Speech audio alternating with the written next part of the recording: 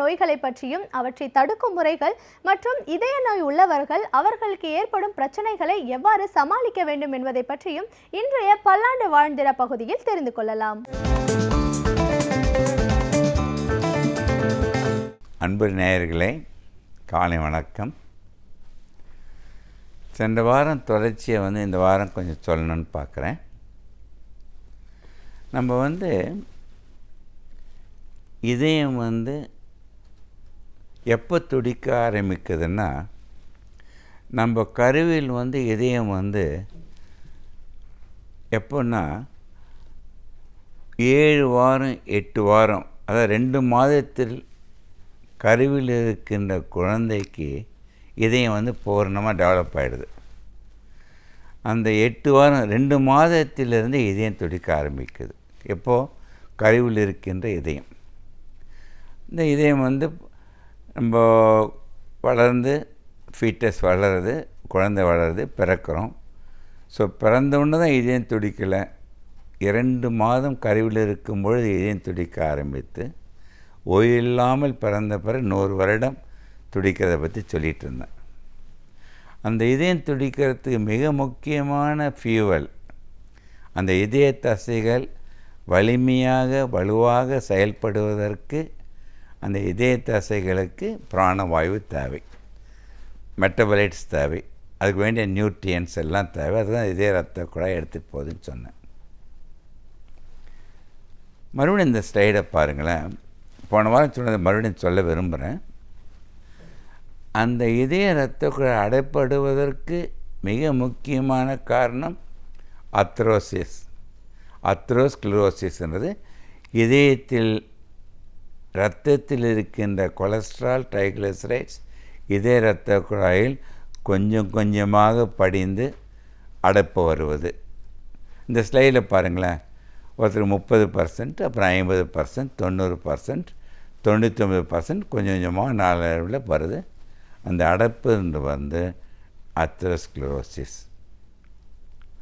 இப்போ முக்கியமாக சொன்ன முந்தி கூட சொல்லியிருக்கேன், யாருக்காவது பார்க்குற நேயர்களுக்கு 99% அடைப்பு இருக்குது, 2-3 இரத்தக்குழாய் அடைப்பு இருந்தாலும் இன்றையிலிருந்து வாழ்க்கை முறையை மாற்றி அமைத்து வாழ கற்றுக்கொண்டால் 99% அடைப்பு இருந்தாலும் டாக்டர் சொல்கிற ஆலோசனைப்படி மருந்துகள், உணவு முறைகள், உடற்பயிற்சி அனைத்தை விட மிக முக்கியமானது வாழ்க்கை முறையை நேர்மறை எண்ணங்களாக மாற்றி எதிர்மறை எண்ணங்களை போக்கி மகிழ்ச்சியுடன் வாழ்கின்றேன் என்று முடிவு பண்ணிவிட்டால் அந்த மகிழ்ச்சி என்ற உணர்வு என்டார்ஃபின், மெலட்டோனின், செரட்டோனின் போன்ற ஹார்மோன்கள் மகிழ்ச்சியால் சுரப்பதால் இதே இரத்த குழாயில் படிந்திருந்த கொலஸ்ட்ராலை இரத்த குழாயிலிருந்து எடுத்து கரைய வைக்கின்ற சக்தி உங்கள் மனம் மட்டும்தான் இடம் கொடுக்க முடியும். அதுக்காக தான் ரிக்ரெஷன் ஆஃப் அத்ரோஸ்க்ளரோசிஸ். இதே படத்தில் பாருங்களேன், 99% இருந்தாலும் நாளடைவில் 1 வருடத்திற்குள் அது 90 குறைந்து, 50 குறைந்து, 30 குறைந்து பூர்ணம் குணமடைவதற்கு கூட வாய்ப்புண்டு அத்ரோஸ்க்ளரோசிஸ். அடுத்த ஸ்டைலில் பாருங்களேன்.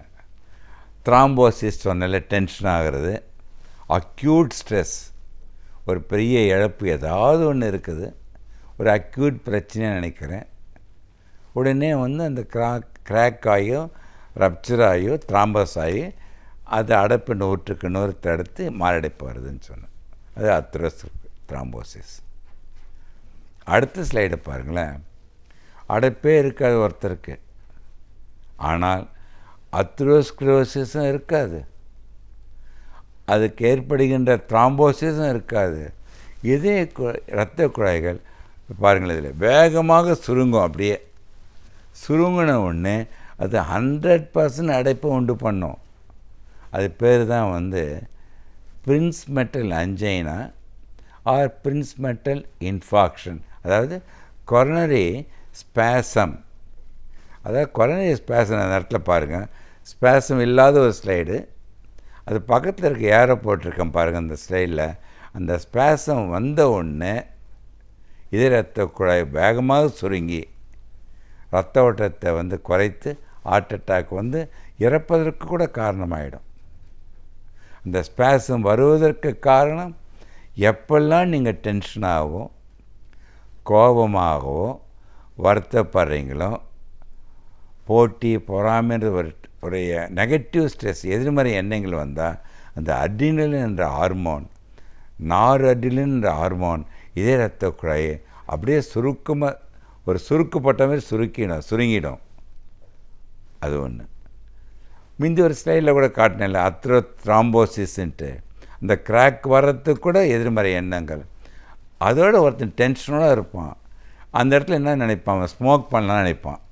அது எது நினைக்கிறான், மகிழ்ச்சியை கொடுக்குதுன்னு ஸ்மோக் பண்ணுறான்ல. அந்த ஸ்மோக் பண்ணும் பொழுது அந்த ஸ்மோக்கிங்கில் இருக்க நிக்கோட்டின் என்ன பண்ணுதுன்னா அந்த அத்ரமெட்டஸ் பிளாக்கில் வந்து கிராக் உண்டு பண்ணி த்ராம்பஸ் உண்டு பண்ணிடும். ஸோ மென்டல் டென்ஷன், எதிர்மறை எண்ணங்கள், ஸ்மோக்கிங் எல்லாமே கெடுதல். இவைகள் தான் காரணம் கொஞ்சம் கொஞ்சமாக அடைப்பு வர்றதுக்கு, த்ராம்போசிஸ் வர்றதுக்கு, இதய குழாய் சுருங்குவதற்கு, ஸ்பாசம் வர்றதுக்கு. ஸோ எதிர்மறை எண்ணங்கள். ரெண்டாவது மிக முக்கியம் ஸ்மோக்கிங் போன்ற கெட்ட பழக்கங்கள். இது முக்கியமாக சொல்கிறேன், புகைப்பிடிப்பவர்கள் மட்டுமல்ல, பிடிக்காமல் அது அருகாமையில் இருப்பாங்கள்ல, அவர்கள் குழந்தைகளோ ஃப்ரெண்ட்ஸோ மனைவியோ யார் இருந்தாலும் அவங்களிடம் 3 மடங்கு அஃபெக்ட் பண்ண வாய்ப்பு உண்டு. இந்த பேசிவ் ஸ்மோக்கிங் வந்து 3 மடங்கு ஆக்டிவ் ஸ்மோக்கிங்கோட டேஞ்சரஸ் ஆனது. இது அனைத்தும் இந்த ஸ்மோக்கிங் அண்ட் டென்ஷனும் இதே ரத்த குழாய் பாதிக்குதுன்னு நினச்சிக்காதீங்க. இதே ரத்த குழாய் படித்து மாரடி போகிறதில்ல, இதே ப்ராசஸ் தான் மூளைக்கு எடுத்து கொள்ளுகின்ற ரத்த குழாயில் பாதிப்பு ஏற்பட்டு மூளை ஸ்ட்ரோக் வருது. கிட்னியில் போகிற ரத்த குழாய் அடைப்பட்டு தான் கிட்னி ஸ்ட்ரோக் வருது. கைகால் ரத்த குழாய் அடைப்பட்டு தான் கேங்க்ரீன் வர்றது. நுரையீரல் ரத்த குழாயினால தான் லங்கில் இன்ஃபாக்ஷன் வர்றது. எல்லா உறுப்புகளும் எங்கெல்லாம் ரத்த குழாய்கள் இருக்கின்றதோ அந்த இரத்த குழாய்களில் இதுதான் மெயினாக நடக்குது. அடைப்பு, அதை விட த்ராம்போசிஸ், கிளாட் ஆகி உடனே வந்து அந்த உறுப்பை செயலிழக்க வைக்கின்றது. ஸோ எவன் ஒருவன் இதயத்தை பாதுகாத்து கொள்ள நான் சொல்லுகின்ற கருத்துக்களை, இதயம் காக்க என்ற கருத்துக்களை கடைபிடித்து வாழ கற்றுக்கொண்டால் அவர்கள் எல்லா உறுப்புகளும், உடம்பில் உள்ள உறுப்புகளை பாதுகாத்து கொள்கின்ற சக்தியை அடைகின்றான். அதுதான் அடிக்கடி சொல்கிறேன், அந்த உயிர் என்னும் ஊவை காப்பாற்ற, அந்த உயிர் என்னும் ஊ உங்கள் உடலில் இருக்கின்ற ஆலயத்தில் இயங்க வேண்டும் என்றால் 3 ஊக்களை கட்டாயம் கடைப்பிடிக்க வேண்டும். உணர்வு, உணவு, உடற்பயிற்சி. அதை 3 மந்திரங்களாக மாற்றி அமைத்தேன். எண்ணுகின்ற எண்ணம் சீராக, உண்ணுகின்ற உணவு சீராக, சீரான உடற்பயிற்சி. இது 3 இன்றியமையாது. இவ்வளோ படிச்சிருக்க டாக்டர் சொக்கலிங்கம் நான் எழுதி கொடுக்கின்ற மருந்துகள் அனைத்தும் 10% தான் வேலை செய்யும். இதுக்கு மேலே படிப்பு கிடையாது. நான் பெருமைக்காக சொல்லவில்லை. இதற்கு மேல் எந்த டாக்டரும் மருந்தும் எழுத முடியாது. அனைத்தும் ஆனால் 10% தான் பயன் கொடுக்கும். அப்பொழுது 90% உங்கள் ஊக்கல் என்ற உணர்வு, உணவு, உடற்பயிற்சி. அதில் மிக முக்கியமானது உங்கள் உணர்வு. எந்நிலையிலும் மகிழ்ச்சி, நேர்மறை எண்ணங்கள் மட்டும் அப்படி அமைந்து கொண்டால் அந்த 90%, நாங்கள் எழுதி கொடுக்கின்ற 10%, இரண்டும் சேர்த்து 100க்கு 100% அடைப்பு இருந்தாலும் 1 வருடத்தில் கரைந்துவிடும் என்பதே கண்டுபிடிக்கப்பட்ட உண்மையை உங்களிடம் பகிர்ந்து கொள்வதில் மகிழ்ச்சி அடைகின்றேன். இனிமேல் அடைப்பு வந்துருச்சு, ஹார்ட் அட்டாக் வந்துருச்சுன்னு கவலைப்பட்டு டென்ஷனாகி மறுபடியும் ஒரு ஹார்ட் அட்டாக் வர வழி செய்ய வேண்டுமே தவிர, அதையும் ஏற்றுக்கொண்டு நீங்கள் வேற்றுப்பாதையில் மகிழ்வுடன் மாற்றுப்பாதையில் செல்ல கற்றுக்கொண்டால் அப்பொழுதும் உங்கள் இதயம் உங்களுக்காக நன்கு செயல் செய்ய நீங்கள் வழி செய்ய வேண்டும் என்று வேண்டி கேட்டுக்கொள்கிறேன். இந்த சமூகம் நல்லதையும் கெட்டதையும் அடக்கியுள்ளது. நல்லதை நாம் எவ்வாறு எடுத்துக்கொள்கிறோமோ அதே போன்று தீயவற்றை நாம் கண்டிப்பாக தட்டி கேட்க வேண்டும் என்கிறார் மனுஷபுத்திரன் அவர்கள். இன்றைக்கு என்ன சமூக பிரச்சனையை நம் கண்முன் கொண்டு வந்திருக்கிறார் என்பதை கவனிக்கலாம். நிகழ்ச்சியில் அடுத்த பகுதியாக வரவிருப்பது தீதும் நன்றும்.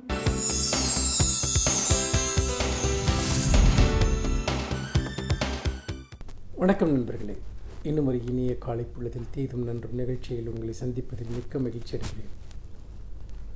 சட்டசபை என்பது மக்களுடைய உரிமைகளுக்காக, மக்களுடைய நல்வாழ்விற்காக அல்லது ஜனநாயகத்தினுடைய ஒரு குரலாக ஒலிக்க வேண்டிய இடம்தான் சட்டசபை. ஏனென்றால் ஒரு சட்டசபையை உருவாக்க வேண்டும் என்பதற்காகத்தான் நான் இவ்வளவு பெரிய தேர்தலை நடத்துகிறோம், இவ்வளவு சட்டங்களை உருவாக்கி இருக்கிறோம். அதோடு மட்டுமல்லாமல் ஒவ்வொரு காலகட்டத்திலும் மக்களுக்கு ஏற்படக்கூடிய நெருக்கடிகளை தீர்ப்பதற்காக, அவர்களுக்கான திட்டங்களை உருவாக்குவதற்காக இருக்கக்கூடிய ஒரே ஒரு முதன்மையான ஜனநாயக மையம் தான் சட்டசபை.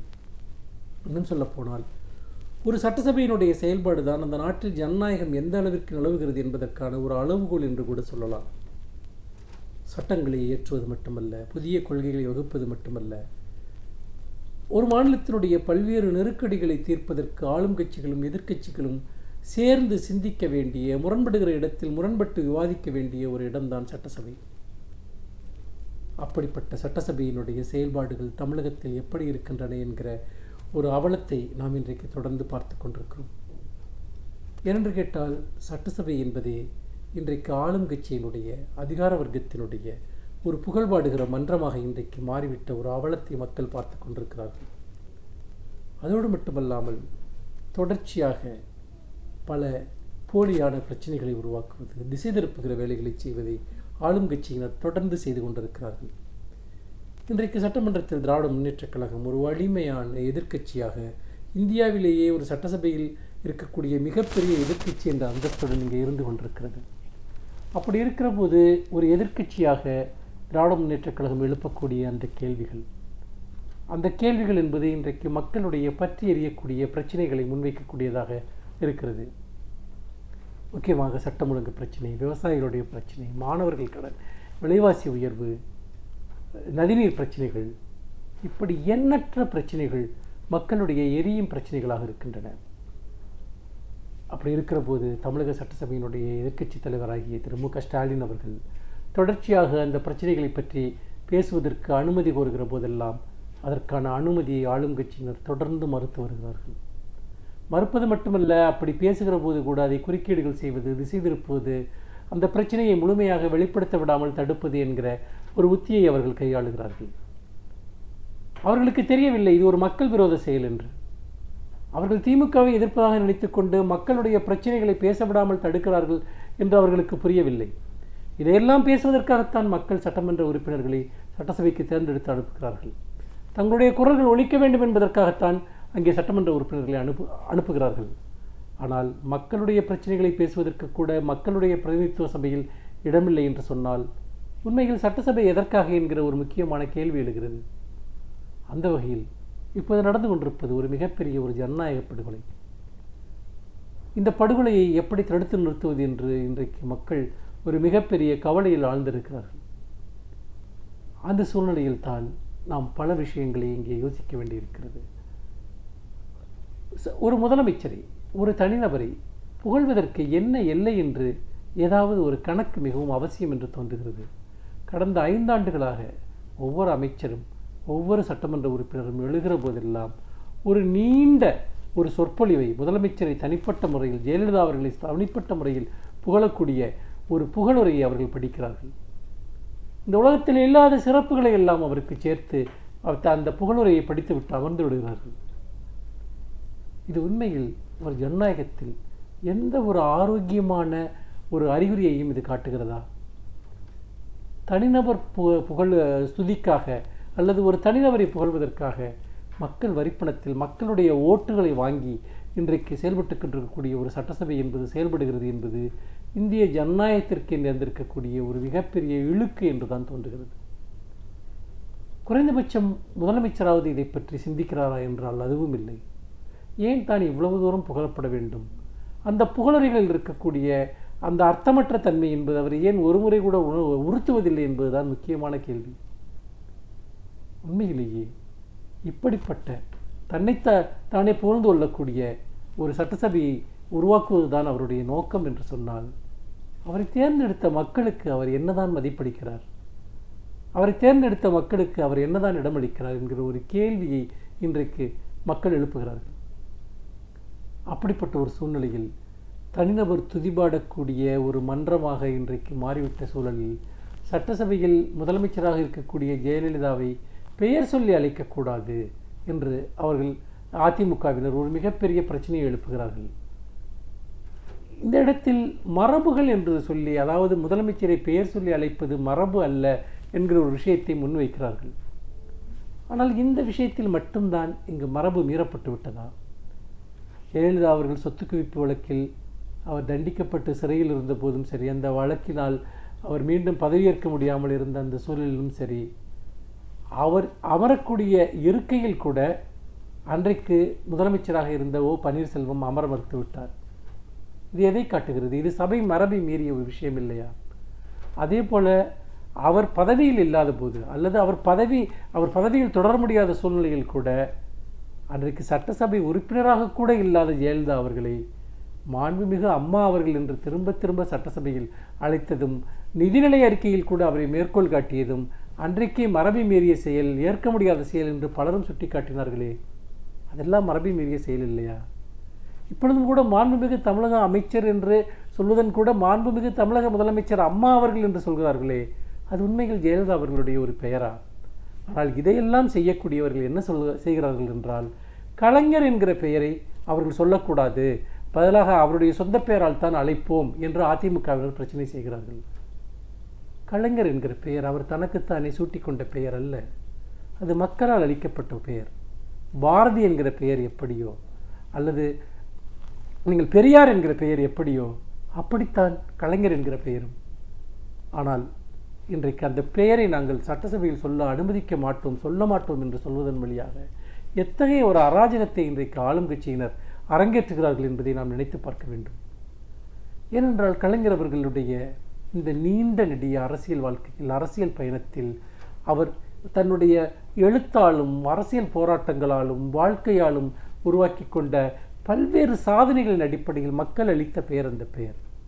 அப்படித்தான் ஈவேரா அவர்களை பெரியார் என்று மக்கள் அழைக்கிறார்கள். சுப்பிரமணிய பாரதியை பாரதி என்று மக்கள் அழைப்பதும் அப்படித்தான். ஆனால் அப்படி மக்களால் ஏற்கப்பட்ட ஒரு வரலாற்று பெயரை கூட இவர்கள் மறுப்பதும், அதே சமயம் வெறும் புகழுரைக்காக இவர்களை சுட்டி கொண்ட பெயரை மரபுகளுக்கு விரோதமாக திரும்ப திரும்ப சொல்வதும், அதன் அடிப்படையில் சட்டசபை கூட்டத்தொடரையே இவர்கள் முடக்குவதும் ஜனநாயகத்தை முடக்குகிற ஒரு செயல் இல்லையா? நிச்சயமாக தமிழக சட்டசபையில் இன்று ஆளும் கட்சியினர் அரங்கேற்றி வரக்கூடிய நாடகங்கள் என்பது நீண்ட கால நோக்கில் தமிழகத்தில் ஜனநாயகத்தை சிதைக்கிற ஒரு விஷயமாக, சீர்குலைக்கிற ஒரு விஷயமாக இருக்கும். அது மக்களுடைய உணர்வுகளை, மக்களுடைய ஒரு உரிமைகளை அது அபகரிக்கிற ஒரு விஷயமாக இருக்கும் என்று சொல்லி மீண்டும் இன்னும் ஒரு புதிய சிந்தனையோடு உங்களை சந்திக்கிறேன். நன்றி, வணக்கம். பல சாதனைகளை படைக்கும் சாதனையாளர்களை தினமும் இப்பகுதியில் நாம் சந்தித்து வருகிறோம். அந்த வகையில் இன்றைக்கு எந்த சாதனையாளர் என்ன துறையிலிருந்து வந்திருக்கிறார் என்பதை காணலாம். நிகழ்ச்சியில் அடுத்த பகுதியாக வரவிருப்பது சிறப்பு விருந்தினர்.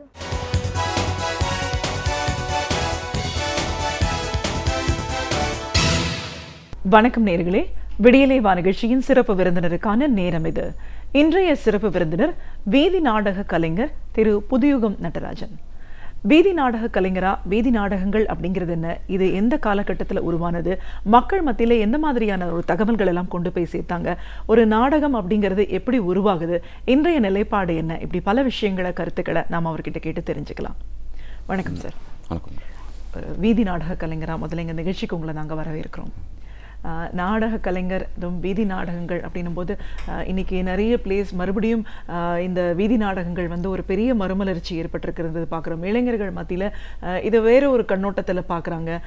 நிறைய பேர் வந்து இதை ஒரு முழுமையாக எடுத்துக்கிட்டு இந்த மாதிரியான ஒரு விஷயங்களை பண்ணணும்னு தங்களை ஈடுபடுத்திக்கிறாங்க. ஒரு இடைப்பட்ட காலத்தில் பார்த்தீங்கன்னா ஒரு சின்ன தொய்வு இருந்ததை நம்ம பார்க்குறோம். உண்மையிலேயே வீதி நாடகங்கள் அப்படிங்கிறது என்ன, இதோட வீச்சு என்ன, இது உருவான விதம் என்ன, யார் இதை உருவாக்கினாங்க, அந்த காலகட்டங்கள் எல்லாம் எவ்வளோ ஒரு வீரியத்தோட வீதி நாடகங்கள் மக்கள் மத்தியில் இருந்துச்சு, இப்படி நிறைய தகவல்களை எங்கள் நேர்களோட நீங்கள் முழுமையாக பகிர்ந்துக்கணும் சார்.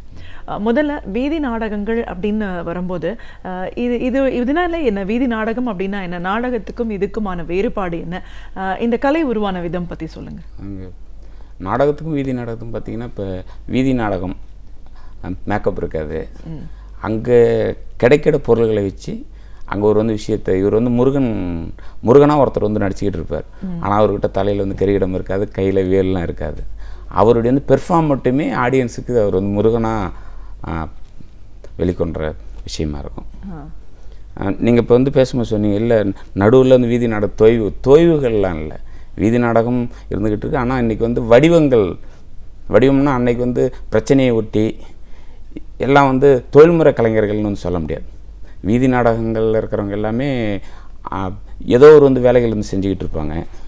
அந்த இது வந்து வேலைகள் வந்து முடிச்சுட்டு அவங்க வந்து பகுதியில் அவங்க சார்ந்த விஷயங்களை, பிரச்சனைகளை உள்ளிட்டு மக்கள்கிட்ட வந்து கொண்டுகிட்டு போகிற அது ஒரு வந்து பிரச்சார வடிவம்.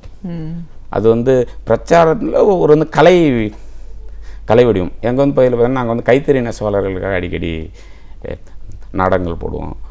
நாங்கள் வந்து பார்க்கக்கூடிய விஷயங்கள், மனசை வந்து பாதிக்கிற விஷயங்கள், அதை விட எங்கள் வந்து டீமில் இருக்கிறவங்க அவங்க வந்து பார்க்கக்கூடிய விஷயங்கள், அதை நாங்கள் வந்து மாலை நேரங்களில் எங்களுக்கு ஓய்வு நேரங்களில் கூடி பேசுவோம். இதுக்காக வந்து நாடகம் வந்து உருவாக்குறதுக்கு நாங்கள் வந்து ஒர்க் ஷாப்னு தனியாக போடுவோம். அப்படி தான் என்னென்ன, இதுக்கு வந்து கதையாசிரியர் ஒருத்தர் உட்காந்து ஸ்கிரிப்ட் எழுதி அதுக்கப்புறம் அதை வந்து நீ நடி நான் நடி அப்படின்னால பார்த்த விஷயங்களை நாங்கள் அங்கே வந்து கொண்டு வந்து கொட்டும்போது டயலாக்லாம் அங்கே தான் வரும். எங்களுக்கு டயலாக் அங்கே நாங்கள் வந்து எழுதுறதே இல்லை. டயலாக் அங்கே வந்து ஒர்க் ஷாப்பில் அவங்க வந்து பேசக்கூடிய அந்த விஷயங்கள்லேருந்து எடுத்து அதுக்கப்புறம் அதை பண்ணி உங்களுக்கு வந்து நாடகம், அந்த ஒரு நாடகம் ஒரு இடத்துல போடுறதுக்கும் அடுத்த இடத்துல போடுறதுக்கும் சின்ன சின்ன சேஞ்சஸ் ஆகிட்டு உங்களுக்கு நாடகம் செழுமையாகிக்கிட்டே வரும். ஒரு வந்து 10 இடத்துல போடுறோம்னு வச்சிங்களா, அது வந்து 10வது இடத்துல நீங்கள் பார்த்த நாடகத்துக்கும் ஃபஸ்ட் டைம் போடுற நாடகத்துக்கு பார்த்திங்கன்னா டோட்டல் டிஃப்ரெண்ட் இருக்கும். டயலாக்ல, பெர்ஃபார்மில் புது புது விஷயங்கள் வந்து சேர்க்குறதில்ல, நடுவில் திடீர்னு வந்து பாடல்கள் சேர்ப்போம். இது மாதிரி அவங்கவுங்க அதில் வந்து இம்ப்ரெஸ் ஆகிறது தான். அதேபோல் நாடகம் தொய்வுன்னு சொன்னீங்க, அது தொய்வுன்னு இல்லை. ஏன்னா இன்றைக்கி வந்து அன்னைக்கு இருந்தாலும் இன்றைக்கி நிறைய இன்றைக்கி வந்து அரசினுடைய திட்டங்கள், இன்னும் நிறைய வந்து என்ஜிஓ அமைப்புகள் இவங்கெல்லாம் இன்றைக்கி இவங்களை பயன்படுத்துகிறாங்க. கண்டிப்பாக சார். இது வீதி நாடகம் அப்படின்னு சொல்லும்போது அந்த காலம் தொட்டே இந்த தெருக்கூத்துன்ற ஒரு விஷயம் நம்ம மண்ணோட சிறப்பில் ஒன்று நம்ம சொல்கிறோம். இதற்கான வடிவம் அப்படிங்கிறதெல்லாம் பார்த்தீங்கன்னா இன்றைக்கி எத்தனையோ மாற்றங்கள் இருந்தாலும் நம்மளுடைய பழமையான ஒரு கலை அப்படின்னு சொன்னால் நம்ம தெருக்கூத்து சொல்கிறோம். அதிலிருந்து ஒரு விஷயமா மாறிட்டு வர்றது தான் ஒரு கலை வடிவத்துக்கும் போகுது. இந்த கூத்து வடிவம், இந்த வீதி நாடகம் அப்படிங்கிறது வந்து யாரால் ஒரு உருவாக்கப்பட்டது, அப்போ என்ன மாதிரியான விஷயங்கள் எல்லாம் கையாண்டிருந்தாங்க? அது வந்து டெல்லியில் சப்தர்கஷ்மி அவர் வந்து அங்கே ஆலை தொழிலாளர்களுக்காக நாடகம் நடத்துகிறாரு. அன்னைக்கு வந்து அந்த ஆலை நிர்வாகத்திற்கு ஆதரவாக இருக்கக்கூடிய கைக்கூலிகள் அவரை நாடகம் நடத்துகிற இடத்துலேயே அந்த டீம் வந்து தாக்குறாங்க. சப்தர்கஷ்மியை அடிக்கிறாங்க. கபாலத்தில் 8 இடங்களில் விரிசல். அவர் அங்கே வந்து நாடகம் சொல்லி கோமா ஸ்டேஜுக்கு போயிட்டு ஒரு 5ஆம் நாளோ 6ஆம் நாளோ இறந்துடுறாரு. அதுக்கப்புறம் இது வந்து 1989 நடக்குது. அதுக்கப்புறம் பார்த்திங்கன்னா இந்தியா முழுவதும் புற்றீசல்கள் மாதிரி வீதி நாடகங்கள் கிளம்புது. அதில் வந்து தமிழகத்தில் பார்த்திங்கன்னா ஒரு மாவட்டத்திற்கும் ஒரு வந்து 2-3 கலைக்குழுக்கள், குறிப்பாக அந்த இது வந்து கலைக்குழுக்கள் பின்னால் இருந்த ஆட்கள் எல்லாமே இடதுசாரி இயக்கங்கள். இன்றைக்கி வீதி நாடகத்தை தமிழகத்தில் வந்து அதிகமாக விதை உணர்ந்ததாக இருக்கலாம், இல்லை அதை அதிகமான வந்து குழுக்கள் ஆரம்பித்ததாக இருக்கலாம், அது இடதுசாரி இயக்கங்கள் தான். அவங்க தான் இங்கே வந்து தொழிலாளர்களுக்காகவும் மற்ற ஆட்களுக்காகவும் வந்து நாடகம் பண்ணும்போது ஒவ்வொரு வந்து மாவட்டத்துக்கும் குறைந்தபட்சம் ஒரு 2-3 குழுக்கள் இருக்கும். இந்த இது வந்து குழுக்கள் தான் வந்து நாளடைவில் இதுவே வந்து தொழிலாக மாறும்போது என்ன பண்ணுறதுன்னு தெரியாமல் அவங்க இருக்கும்போது என்னென்னா மற்ற வந்து இப்போ விசேஷ காலங்கள் மற்ற வந்து செய்திகள் அப்போ மட்டும் இவங்க வந்து நாடகங்கள்லாம் போடுவாங்க. மற்ற நாடகங்கள் இவங்க வந்து வேலைக்கு போகிறது பெரும்பாலும் வந்து நாடகக்காரன் இவங்க வந்து ரோட்டில் வந்து நாடகம் போடுறவங்க தெரிஞ்சாலே வேலைலாம் தர மாட்டாங்க. எங்கள் வந்து டீம்லேயே ஒரு வந்து 2 பசங்க இருந்தானுங்க. அடிக்கடி வந்து நாடகம் போட என் கூட வந்துடுவானுங்க. கம்பெனிலேருந்து நிறுத்திட்டாங்க. ஆனால் என்ன நான் இதுமாரி வந்து கம்பெனிலேருந்து நிறுத்திட்டாங்க. அண்ணன் தோழர் அப்படின்னு தான் சொல்லி தான் பேசிக்கிட்டு இருப்போம். அப்படி உள்ள சரி வந்து வேறு வந்து என்ன பண்ணலாம், சரி நமக்கு வந்து இது மாதிரி இவர்களுக்கான தொடர்ச்சியான வேலைகள் கிடைக்கிறதுலும் சிக்கல்களும் வேலைகள்னா அந்த நாடகங்கள் இது பண்ணலாம். பிரச்சனையை ஒட்டி வந்து நாடகம் போடுறது. மற்ற நேரங்களில் வந்து என்ன பண்ணுறதுன்னா அப்போ தான் பார்த்திங்கன்னா இது மாதிரியான என்ஜிஓக்களுக்கும் இவங்களுக்கும் வந்து போய் என்னுடைய பார்வை என்னென்னா அன்னைக்குன்ற அந்த அந்த இந்த வீரியம் இருக்குது இல்லைங்களா, அன்றைக்கி எங்களுக்கு வந்து ரிஹர்சல் பார்க்குறது கூட எங்களுக்கு பைசாலாம் இருக்காது. இருந்தாலும் எங்களுக்கு அந்த இது பிரச்சனை மட்டுமே தான் கண்ணுக்கு தெரியும். அதுக்காக தான் நாடகத்தை வந்து உருவாக்குறது. நாங்கள் வந்து நாடகம் போட்டு முடித்த உடனே அதுக்கான எங்களுக்கு ஆகக்கூடிய சின்ன சின்ன செலவுகளுக்காக அங்கே வேடிக்கை பார்க்குறவங்ககிட்ட துண்டேந்தி வசூல் பண்ணி அப்படி தான் அந்த ஒரு வந்து நாடகத்துக்கு வந்து இந்த ரிஹர்சல் செலவுகளாக இருந்தாலும் நாங்கள் ஒரு ஊருக்கு வந்து பஸ் ஏறி போகிறதா இருந்தாலும் அப்படி தான். யார்கிட்டையும் ஸ்பான்சர்லாம் இப்போலாம் சொல்கிறாங்களா அது மாதிரிலாம் வாங்குறதில்ல. யாராவது வந்து தெரிந்தவங்க வேறு யாராவது வந்து தலைவர்கள் சரி இருந்தாங்கப்போ நல்லா வந்து நாடகம் பண்ணுறீங்க நாங்கள் அந்த ரிஹர்சலுக்காகனா இல்லை தொடர் நீங்கள் எங்களுக்கு வந்து சாப்பாடு வாங்கி கொடுத்துருங்க மதியம். அது பெரும்பாலும் வந்து பணங்கள் வாங்கலாம். ஆமாம், அது மாதிரியான வீரியத்திலேருந்து இப்போ பணத்துக்காக நாடகம் பண்ணுறது அப்படின்றபோது இதங்க வந்து பணம் மட்டுமே தான் தெரிஞ்சது தவிர அங்கே அந்த பிரச்சனைகள் ஓகே பணத்துக்காக வந்து நாடகம் போடுறோம்னா அந்த வீரியம் வந்து குறைஞ்சி போச்சு. அதே போல் பார்த்தீங்கன்னா இன்றைக்கி வந்து பள்ளிகளில் கல்லூரிகளில் வீதி நாடகம் பண்ணுறது ஃபேன்சி ஆகி போச்சு. கண்டிப்பாக சார். இப்போ இந்த வீதி நாடகங்கள் நம்ம பேசிகிட்டு இருக்கோம், ஒவ்வொரு இடத்துலையும் நிறைய குழுக்கள் இருக்காங்க அப்படின்னு சொல்கிறீங்க. வேறு வேறு மாவட்டங்களுக்கு போய் இதை பண்ணுறோம் அப்படின்னும் போது ஒரு பிரச்சனையை மையமாக எடுத்து இதை நீங்கள் உருவாக்குறீங்கன்னும் போது இன்னைக்கு ஒரு இடத்துல இருக்கிற ஒரு பிரச்சனை நாளைக்கு வேறு இடத்துல போனால் இருக்குமா இல்லையான்னு தெரியாது இல்லைங்களா. அப்போ இதை நம்ம அங்கே கொண்டு போய் சேரும்போது எப்படி நீங்கள் அதை பண்ணுறீங்க? இல்லை அது நாங்கள் இப்போ வந்து உதாரணத்துக்கு நான் இப்போ வந்து கடலூர் மாவட்டம் வச்சுங்க. கடலூர் மாவட்டம் நான் வந்து வாழக்கூடிய பகுதிகளில் அங்கே உள்ள மக்களுக்கான பிரச்சனைகள் அதைத்தான் நாங்கள் வந்து நாடகம் பண்ண முடியும். இதில் வந்து நான் வந்து வேறு ஒரு வந்து மாவட்டத்துக்கு போகிறோன்னு வச்சுங்களேன், அங்கே உள்ள அந்த பிரச்சனைகள் என்ன அதுக்கு வந்து பொதுவான நாடகங்கள்லாம் நாங்கள் உருவாக்கி வச்சுருப்போம். அது உதாரணத்துக்கு வந்து டவுரி, இதே போல் பாலியல் வன்கொடுமை, இது மாதிரியான ஒரு வந்து பொதுவான எல்லாருக்கும் ஒரு பொதுவான விஷயம். அதுக்குள்ளே பார்த்திங்கன்னா அந்த லோக்கல் இஷ்யூஸ் இருக்காது. லோக்கல் இஷ்யூஸ் இருக்கக்கூடிய இடங்களில் வந்து லோக்கல் நாங்கள் வந்து குறிப்பாக வந்து ஊரையும் தெருவையும் அது இப்போ வந்து தண்ணி பைப்பு தண்ணி வரலன்னு வச்சிங்களேன், அதுக்காக வந்து தொடர்ந்து வந்து நாங்கள் வந்து மனு கொடுத்துருப்போம், ஏதோ இதெல்லாம் பண்ணிருப்போம். அதை வந்து நாடகமாக போடுவோம். நாடகமாக போடும்போது வந்து மக்கள் மத்தியில் தான் அதை வந்து அதிகாரிகள் வந்து கிண்டல் செய்வோம், அரசியல்வாதிகள்லாம் கிண்டல் செய்வோம், கிரிட்டிசைஸ் பண்ணுறது தான். அது வந்து அவங்களுக்கு வந்து எப்படி வந்து போராட்டம் எப்படி அது ஒரு வந்து வடிவமோ எங்களுடைய வந்து எதிர்ப்புகளை எங்களுடைய கோரிக்கைகளை நாங்கள் வந்து நாடக வடிவில் சொல்லுவோம். அப்படி தான் இது பண்ணுவோம். பொதுவான நாடகங்கள்னால் இது மாதிரியான விஷயங்கள் தான் அப்படி பார்க்க முடியும். இப்போ நீங்கள் பண்ண நாடகங்கள் பொறுத்த வரைக்கும் ஒரு இடத்துல அதிகப்படியான இந்த மாதிரியான ஒரு பெரிய வரவேற்பை பெற்ற நாடகத்தை நீங்கள் எந்த அளவுக்கு மறுபடியும் அதை ரிப்பீட் பண்ணுறீங்க? எந்தெந்த இடங்களுக்கெல்லாம் எவ்வளோ முறை எடுத்துகிட்டு போவீங்க? அது வந்து நான் சொன்ன அதாவது தேவையை ஒட்டி வந்து எங்களை வந்து கூப்பிட்றவங்க இருப்பாங்க. என்னப்பா நம்ம வந்து நாடகம் போட்டு ஒரு வந்து 10-15 நாளாச்சு, சரி நம்ம வந்து அடுத்த வாரம் ஒரு வந்து நாடகம் போடலாமே, சரி எதை பற்றி போடுவது அப்படின்னு வந்து சொல்லும்போது ஆளாளுக்கு வந்து பிரச்சனைகளை சொல்லுவாங்க. எதை பற்றி போடலாம், இல்லை சும்மா இப்போ நம்ம வந்து அரசியலை வந்து நையாண்டி பண்ணி போடலாம். இப்படி தான் நாங்கள் அந்த நாடகங்களை உருவாக்குறதுக்கான விஷயங்களை வந்து தேடுறது. அதேபோல் அடுத்தடுத்து வந்து போடுறோம்னா தேவையை ஒட்டி தான். அதாவது வந்து நாங்கள் எங்கேயாச்சும் வந்து ரோட்டில் வந்து நாடகம் போடுறோம்னு வச்சுக்கோங்க, அதை வந்து வேறு வந்து ஆட்கள் பார்ப்பாங்க. அதை ஏன் வந்து எங்கே வந்து ஊரில் வந்து போடுங்களேன்னு சொல்லுவாங்க. இதே போல் அந்த வீதி நாடகத்தில் மதுரை பாலன் ஒருத்தர் அவர் வந்து எழுதுனது முருக விஜயம்னு ஒரு நாடகம். அது வந்து தமிழ்நாடு முழுவதும் ஃபேமஸான நாடகம். எங்களை போகிற எல்லா கலைக்குழுக்களும் போடுவாங்க. அது என்னென்னா பள்ளி திறக்கிற காலங்களில் அந்த நாடகங்களை போடுவாங்க. ஒரு வந்து ஏழை பக்தனுக்காக முருகனே கிளம்பி வந்து காலேஜாக சீட்டு கேட்பார். அதுதான் வந்து நாடகம். அந்த இது வந்து நாடகம் நாங்கள் வந்து பெரும்பாலும் வந்து இந்த ஜூனில் ஆரம்பிச்சிடும். ஜூனில் பெரும்பாலும் ஒரு வந்து 10-15 இடங்களில், அதே போல் வந்து மாலை நேரங்களில் கல்லூரிகளுக்கு வாசலில், பள்ளிகளுக்கு வாசலில் இது மாதிரியான நாடகங்களை போடுவோம். அப்போ தான் அவங்க வந்து பசங்களுக்கு சீட்டுக்காகவும் காலேஜ் சீட்டுக்காகவும் சுற்றிட்டு டயர்டாக ரொம்ப வந்து மன உளைச்சலோடு வந்து வாழ்ந்துக்கிட்டு இருக்கோம். வந்து இதை வந்து பார்க்கும்போது அவங்களுக்கு வந்து சந்தோஷமாயிடும். அவங்களே வந்து சொல்லுவாங்க, எங்கள் ஊரில் வந்து போடுங்க, எங்கள் ஊரில் ஒரு வந்து ஸ்கூலுக்காரன் இல்லாத ஆக்டிவிட்டிலாம் பண்ணுறான், நீங்கள் வந்து போடுங்க அப்படின்லாம் சொல்லுவாங்க. அது மாதிரி போகிறதுன்றது இருக்குங்க. அப்படிதான் ஒரு வடிவமும் வந்து அதுக்கு அடுத்த ஒரு மாற்றம் அப்படின்னு வரும்போது ஒரு சின்ன ஒரு சர்க்கிள் வருது, அதுக்கப்புறம் மீண்டு வரதையும் நம்ம பார்க்குறோம். ஒரு காலத்தில் மேடை நாடகங்கள் வரவேற்பு இருந்தது, சினிமா வந்தப்பறம் அது ஒரு பெரிய பாதிப்புன்னு சொல்லலாம். இப்போது ஊடகங்கள் டிவி மீடியம் வரும்போது சினிமா, இப்படி நிறைய மாற்றங்களை நம்ம சந்திச்சுட்டு தான் போனோம். அதை நம்ம தவிர்க்க முடியாது. அப்படின்னாலும் அந்த வீதி நாடகங்கள் அப்படின்னும் போது அதோட வீச்சு குறைஞ்சிது அப்படிங்கிறத நீங்களும் ஒத்துக்கிறீங்க. இருந்தாலும் அந்த காலகட்டத்திலையும் வீதி நாடகங்கள் சர்வைவ் ஆச்சு அப்படின்னா எந்த காரணங்களாலெல்லாம் அது நிலைச்சிருந்தது, எந்தெந்த வடிவங்கள் எல்லாம் அது பயணப்பட்டுச்சு? இல்லை நீங்கள் அந்த வீதி நாடகத்தின் வீச்சு குறைஞ்சிட்டு தான் சொன்னீங்க. அப்படிலாம் வந்து குறையில. வீதி நாடகங்கள் வந்து இன்றைக்கும் வந்து வாழ்ந்துக்கிட்டு தான் இருக்குது. என்ன ஒன்று வேற ஒரு வந்து வடிவத்தில் வாழுது. சொன்ன தெரியுங்களா, ஏற்கனவே வந்து பிரச்சனைகளை ஒட்டி நாடகங்கள் போட்டவங்க இன்றைக்கி வந்து என்ஜிஓக்களுக்கும் அரசினுடைய திட்டங்களை இன்றைக்கி வந்து பெரிய அளவில் அரசினுடைய வந்து திட்டங்களை ரோட்டில் வந்து வீதி நாடகங்களாக போட்டுக்கிட்டு இருக்கு அந்த கலைக்குழுக்கள். அதுதான் இன்றைக்கி வந்து அன்னைக்கு இருந்த விட இன்றைக்கும் நிறைய வந்து அதை என்னென்ன தொழில்முறை குழுக்களாக இன்றைக்கி வந்து மாறியிருக்காங்க நிறைய பேர்.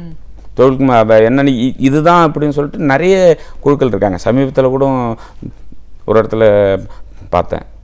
அந்த இது வந்து குழுக்களுக்கெல்லாம் வந்து இங்கே வந்து சென்னை வந்தால் தங்கிறதுக்காகவே ஒரு வந்து இடம், அவங்களுக்கு வந்து பயிற்சி அளிக்கிறதுக்காகவே இடம். அது மாதிரி நம்ம கோயம்பேடு பக்கத்தில் எய்ம்ஸ்னு ஒன்று இருக்குது. அது மாதிரியான விஷயங்கள்லாம் இன்றைக்கி வந்து நடந்துக்கிட்டு இருக்கு. அது வந்து உங்களுக்கு வந்து வீதி நாடகத்தினுடைய வீச்சு குறையலை, அதனுடைய வந்து வேறு ஒரு வந்து தளத்துக்கு போயிருக்கு. அதிலே இன்றைக்கி வந்து வீதி நாடகம் வந்து பண்ணக்கூடிய ஆட்களே வந்து இன்றைக்கி மேடை நாடகங்கள், நவீன நாடகங்கள் அங்கே வந்து போயிருக்காங்க. என்னென்னா இது வந்து தொடர்ந்து வந்து வீதி நாடகம் போட்டு வந்து போர் அடிச்சு போய் அவங்களுக்கு சரி நம்ம ஒரு வந்து நவீன நாடகங்கள் பண்ணலாம் அப்படின்னு சொல்லி வந்து நவீன நாடகங்கள் இந்த வீதி நாடக யுக்திகளை பயன்படுத்தி மேடை நாடகங்களா, உங்களுக்கு வந்து வீதி நாடகத்தில் அந்த யுக்திகள் என்னென்னலாம் இருக்குமோ அதெல்லாம் வந்து மேடையில் இருக்கும். அங்கே வந்து கூடுதலாக அந்த லைட்டிங் சென்ஸ் மாதிரி இருக்கும். அவ்வளோதான். அந்த இது வந்து இன்றைக்கி போயிட்டு தான் இருக்குது. இது வந்து நீங்கள் இன்றைக்கி வீதி நாடகம் வீச்சு குறைஞ்சிச்சுன்னு சொல்கிறது அதை என்னால் வந்து ஒத்துக்க முடியாது. ஒரு நாடக கலைஞர் அப்படிங்கிற முறையில் இப்போ இருக்கிற போக்கு எப்படி இருக்குது சார் இளைஞர்கள் மத்தியில்? இளைஞர்கள் நிறைய வந்து இப்போ நாடகம் கற்றுக்கிறது இவங்க சினிமாவுக்காக தான் கற்றுக்க வராங்க. இன்றைக்கி நிறைய வந்து வீதி நாடக குழுக்கள்லே நிறைய பேர் வந்து நாடகம் வந்து ஆர்வம் சொல்லிட்டுலாம் வராங்க. நிறைய வந்து இளைஞர்கள் எல்லாருமே வராங்க. அவங்க வந்து எதுக்காக வராங்கன்னு அவங்ககிட்ட உட்காந்து வந்து ஒரு வந்து 10 நிமிஷம் பேச்சுன்னா, இல்லை இவங்க வீதி நாடகத்தில் வந்து பண்ணவங்க சினிமாவுக்கு போனால் நல்லா சீக்கிரம் வந்து நடிப்பு வந்து வரும்னு சொன்னாங்க. என்ன ஒரு வந்து டைரக்டர் சொன்னார், இது மாதிரி ஏதாவது ஒரு வந்து வீதி நாடக குழுக்களை சேரு அப்படின்னு சொன்னார். அப்படி வந்து ஏதோ ஒரு வந்து எதிர்பார்ப்போடு, அதாவது அந்த வீதி நாடகம் பிரச்சனைகளை ஒட்டி வந்து வீதி நாடகம் போடுவது, இது மாதிரியான ஏதாவது ஒரு அமைப்போடு சேர்ந்து இருக்கிறது அப்படின்ற அந்த தாட்டெல்லாம் விட இவங்ககிட்ட போனால் நடிப்பு வந்து கற்றுக்கலாம், உங்களுக்கு அந்த கூச்சம் போகும், ரோட்டில் வந்து நாடகம் போது வந்து கூச்சம் போகும், இப்படி வந்து எதிர்பார்ப்போடு வரக்கூடிய இளைஞர்கள். இதே வந்து நிறைய வந்து ஸ்கூலில் அந்த எக்ஸ்ட்ரா கரிக்குலர் ஆக்டிவிட்டிலாம் சொல்கிறாங்களா, அதில் வந்து இன்றைக்கி வந்து வீதி நாடகத்தையும் ஒரு இதுவாக வச்சுருக்காங்க. நிறைய வந்து கல்லூரிகளில் இதெல்லாம் வந்து வீதி நாடகம் நாங்கள் வந்து சொல்லித்தரோம் அப்படின்னு சொல்கிறது. அதே போல் எங்கள் வீதி நாடக ஆசிரியர்கள்லாம் வந்து கூப்பிட்டு போய் அவங்களுக்கு நாடகங்கள் இது சொல்லித்தர்றது, அது மாதிரியான வேலைகள்லாம் இன்றைக்கி நடந்துக்கிட்டு இருக்கு. இதை வந்து ஒரு வந்து ஃபேன்சியாக பார்க்க ஆரம்பிச்சிட்டாங்க வீதி நாடகம். ஆனால் ஒரு காலத்தில் அது எங்கள் ஊரில் தெருக்கூத்துகள் ஃபேமஸ். இதுக்கு வந்து முந்தைய வடிவம் தான். பெரும்பாலும் வந்து கூத்தாடினாலே வந்து பொண்ணு தர மாட்டான். எங்கள் ஊரில் சொல்லுவான், அவன் வந்து ஊராக வந்து கூத்தாடிக்கிட்டு இருக்கான், அவனுக்கு போய்ட்டு வந்து பொண்ணுலாம் கொடுத்துக்கிட்டு அப்படிமா. அவங்களோட வந்து வாழ்க்கை மிகவும் வந்து ரொம்ப வந்து சோகமானது. அதுக்காக என்னென்னா அவங்களுக்கான அந்த சர்வேவல் பெருசாக இருக்காது. இரவு ஃபுல்லாக வந்து கூத்தாடி இது பண்ணி ராஜாவாக வாழ்ந்து எல்லாம் வாழ்ந்தால் காலையில் அந்த நீராகிறதுக்காக வந்து ஏதோ ஒரு வந்து வீட்டில் போயிட்டு நிற்பான். ஆனால் வந்து அவனுக்கு வந்து கிடைக்கக்கூடிய சம்பளம் பார்த்திங்கன்னா ரொம்பவும் சொற்ப இதுவாக இருக்கும். அதே போல் அவன் வந்து கொண்டுக்கிட்டு போகிற அந்த மியூசிக்கல் இன்ஸ்ட்ருமெண்ட் மத்தளம் இது அதெல்லாம் பார்த்திங்கன்னா ரொம்ப வந்து இதாக இருக்கும். ஏன்னா பஸ்ஸிலே வந்து ஏற்றவே மாட்டாங்க அவங்கள. பஸ்ஸே வந்து பஸ் ஸ்டாப்பு நிற்கும், கொஞ்சம் வந்து தள்ளி போய் நிறுத்துவாங்க. இவங்க எல்லாம் தூக்கிக்கிட்டு அந்த இதை ஓடுவாங்க. ஓடுறதுக்கு முன்னாடி அங்கே வந்து பஸ்ஸு போயிடும். அது மாதிரியான வந்து கலைஞர்கள்ட்ட வந்து நிறைய நாங்கள் கற்றுக்கிட்டோம். அது மாதிரியான ஆட்களை வந்து கூப்பிடுவோம் சமயத்தில். எங்களுடைய வந்து ஒர்க் ஷாப்புக்கு அவங்க வந்து நவீன வடிவங்கள் புதுசாக அவங்க இது பண்ணுவாங்க. நான் வந்து சின்ன பிள்ளையாகவே இருக்கும்போது பார்த்தா அந்த திரௌபதி துயில் உரிகிறதுன்னு ஒரு இது துச்சாதனம் இல்லை. அதில் பார்த்தீங்கன்னா இவர் வந்து உருவிக்கிட்டே இருப்பார், புடவை வந்துக்கிட்டே இருக்கும். எந்த விதமான நவீனமும் இல்லாத காலம். அவங்க அது வந்து அவங்களுடைய வந்து யுக்தி. ஒரு வந்து 4 வந்து புடவை வந்து கட்டி ரவுண்ட் ஷேப்பில் கட்டி விட்ருப்பாங்க. இவர் வந்து இழுக்க இழுக்க அது வந்து ரொட்டீன் ஆகிட்டு இருக்குது, ரொட்டேட் ஆகிட்டு இருக்கிறது பார்த்தீங்கன்னா இழுக்க இழுக்க வந்து அது மாதிரியான வந்து யுக்திகள்லாம் அவங்க தான். அவங்க வந்து நிறைய அந்த அதை விட கத்தி வீசுறது அது மாதிரியான விஷயங்கள் அவங்ககிட்ட வந்து நிறைய வந்து சொல்லி கொடுப்பாங்க. அது மாதிரியான நாட்களில் இது பண்ணிகிட்டு இருப்பாங்க. அவங்களுக்கான கோரிக்கைகள் அப்படி இப்படின்னு சொல்லிட்டு அவங்களுக்கான கோரிக்கையும் சேர்ந்து நாங்களும் போராடுறோம். நிறைய வந்து கடலூரில் கூட ஒரு இதெல்லாம் நடத்தணும். அது கூத்துக்கலைஞர்களுக்கான வந்து கோரிக்கை மாநாடு. அதில் பார்த்திங்கன்னா அவங்க வந்து அவங்களுடைய வந்து கோரிக்கையவே வந்து அவங்க வந்து பாடலாக தான் சொன்னான். அவரால் கொய்யாத்தோப்பு முத்துலிங்கன் மிகவும் வந்து நல்ல தெருக்கூத்து கலைஞன். கோரிக்கையை சரி வந்து சொல்லுங்கள் உங்களுடைய வந்து கோரிக்கை நடனா.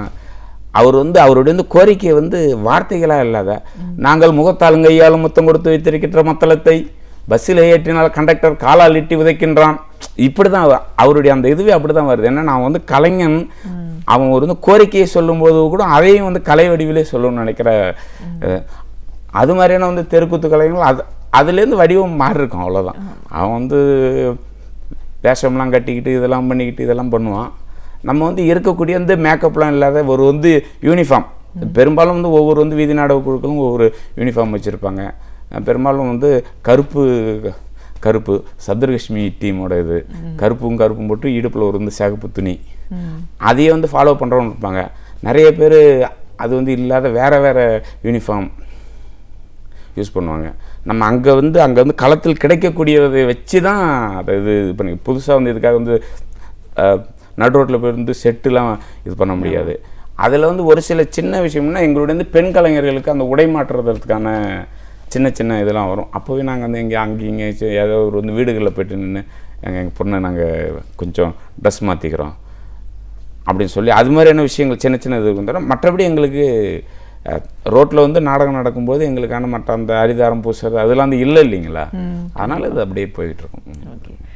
இன்றைக்கி இருக்கிற சூழலில் நவீன நாடகங்களாகட்டும் வீதி நாடகங்களாகட்டும் இன்னும் தொடர்ந்து போயிட்டே இருக்கணும் அப்படின்ற மாதிரி என்ன மாதிரியான ஒரு தேவைகள் இருக்குது, என்ன மாதிரியான ஒரு மாற்றங்கள் பண்ணால் இதோட வளர்ச்சி இன்னும் அதிகமாக இருக்கும்னு நினைப்பீங்க? இதை வந்து தொழிலாக ஏற்றுக்கிட்டு வர்றதுக்கு யாரும் தயாராக இல்லை.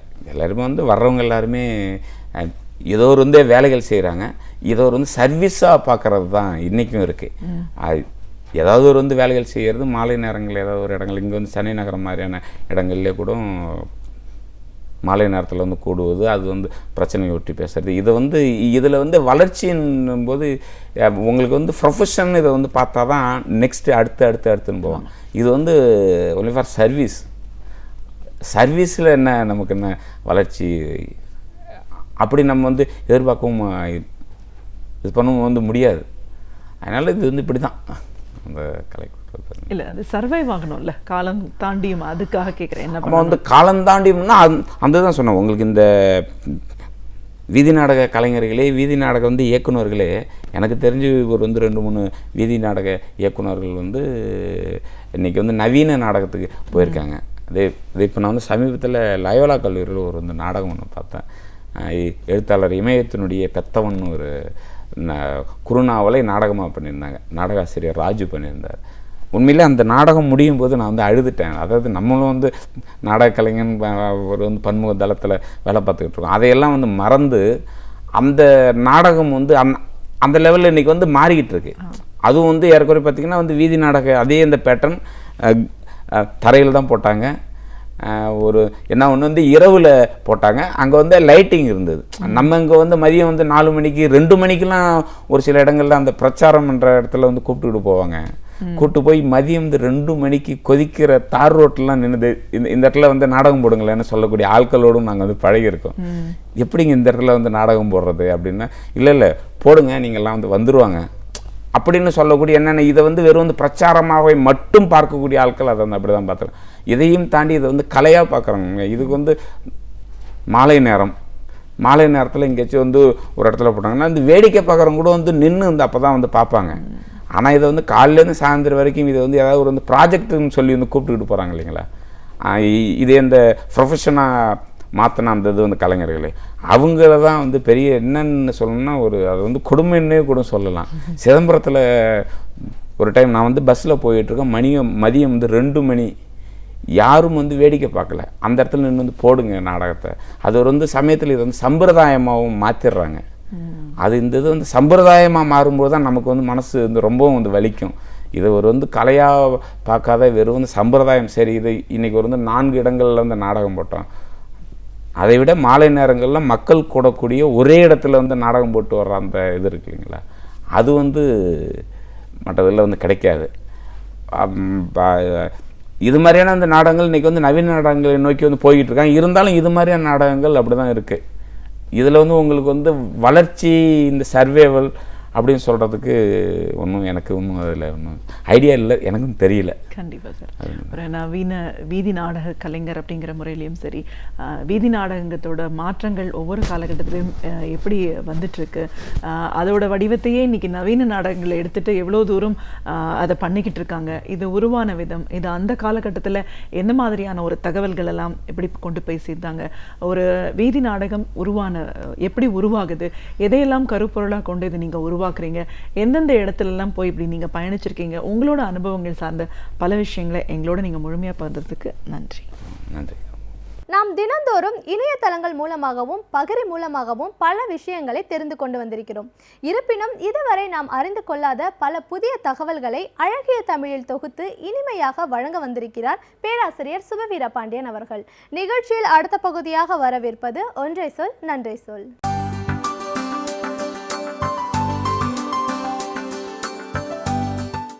அனைவருக்கும் என் அன்பு வணக்கம். இந்திய அரசினுடைய மனிதவள மேம்பாட்டுத்துறை அமைச்சகம் 2015 ஜனவரியில் ஒரு புதிய கல்விக் கொள்கையை இந்திய அளவில் உருவாக்குவதற்கான முயற்சியில் ஈடுபட்டிருப்பதாகவும், அதன் அடிப்படையிலே நாடு முழுவதும் கருத்தறியும் கூட்டங்கள் நடத்தப்படும் என்றும் அறிவித்தது. 2 லட்சத்திற்கும் மேற்பட்ட கருத்தறியும் கூட்டங்களை நடத்தியிருப்பதாக பிறகு அரசு சொல்லிற்று. முகநூலில் 30,000 பேர் கருத்து தெரிவித்திருக்கிறார்கள் என்றும் அந்த செய்தி வெளியிடப்பட்டது. அதற்கு பிறகு ஐவர் குழு ஒன்று புதிய தேசிய கல்விக் கொள்கையை வகுப்பதற்காக அமைக்கப்பட்டு அந்த குழுவினுடைய அறிக்கை இன்றைக்கு அரசுக்கு வந்து சேர்ந்திருக்கிறது.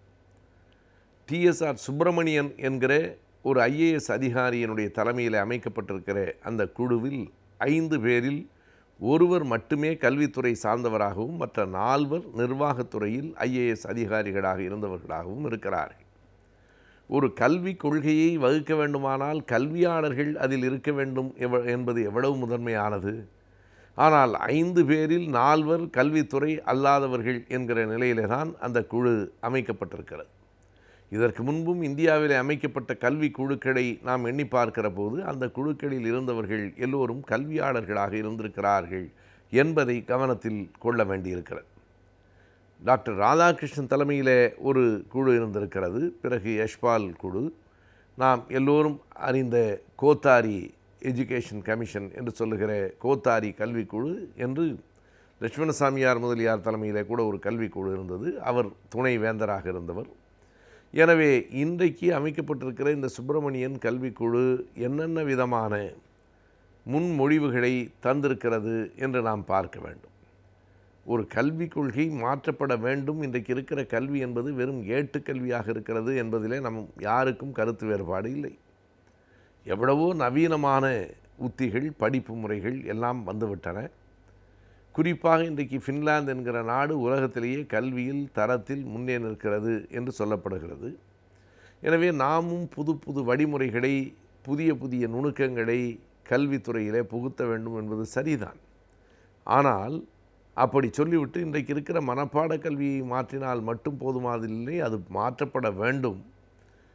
ஆனால் இதையெல்லாம் சொல்லி முன்வைத்துவிட்டு வேறு வேறு நோக்கங்களை கொண்ட ஒரு கல்விக் கொள்கையை மத்திய அரசினுடைய மனிதவளத்துறை இன்றைக்கு முன்வைத்திருக்கிறதோ என்கிற ஒரு பெரிய அச்சம் நமக்கு ஏற்பட்டிருக்கிறது.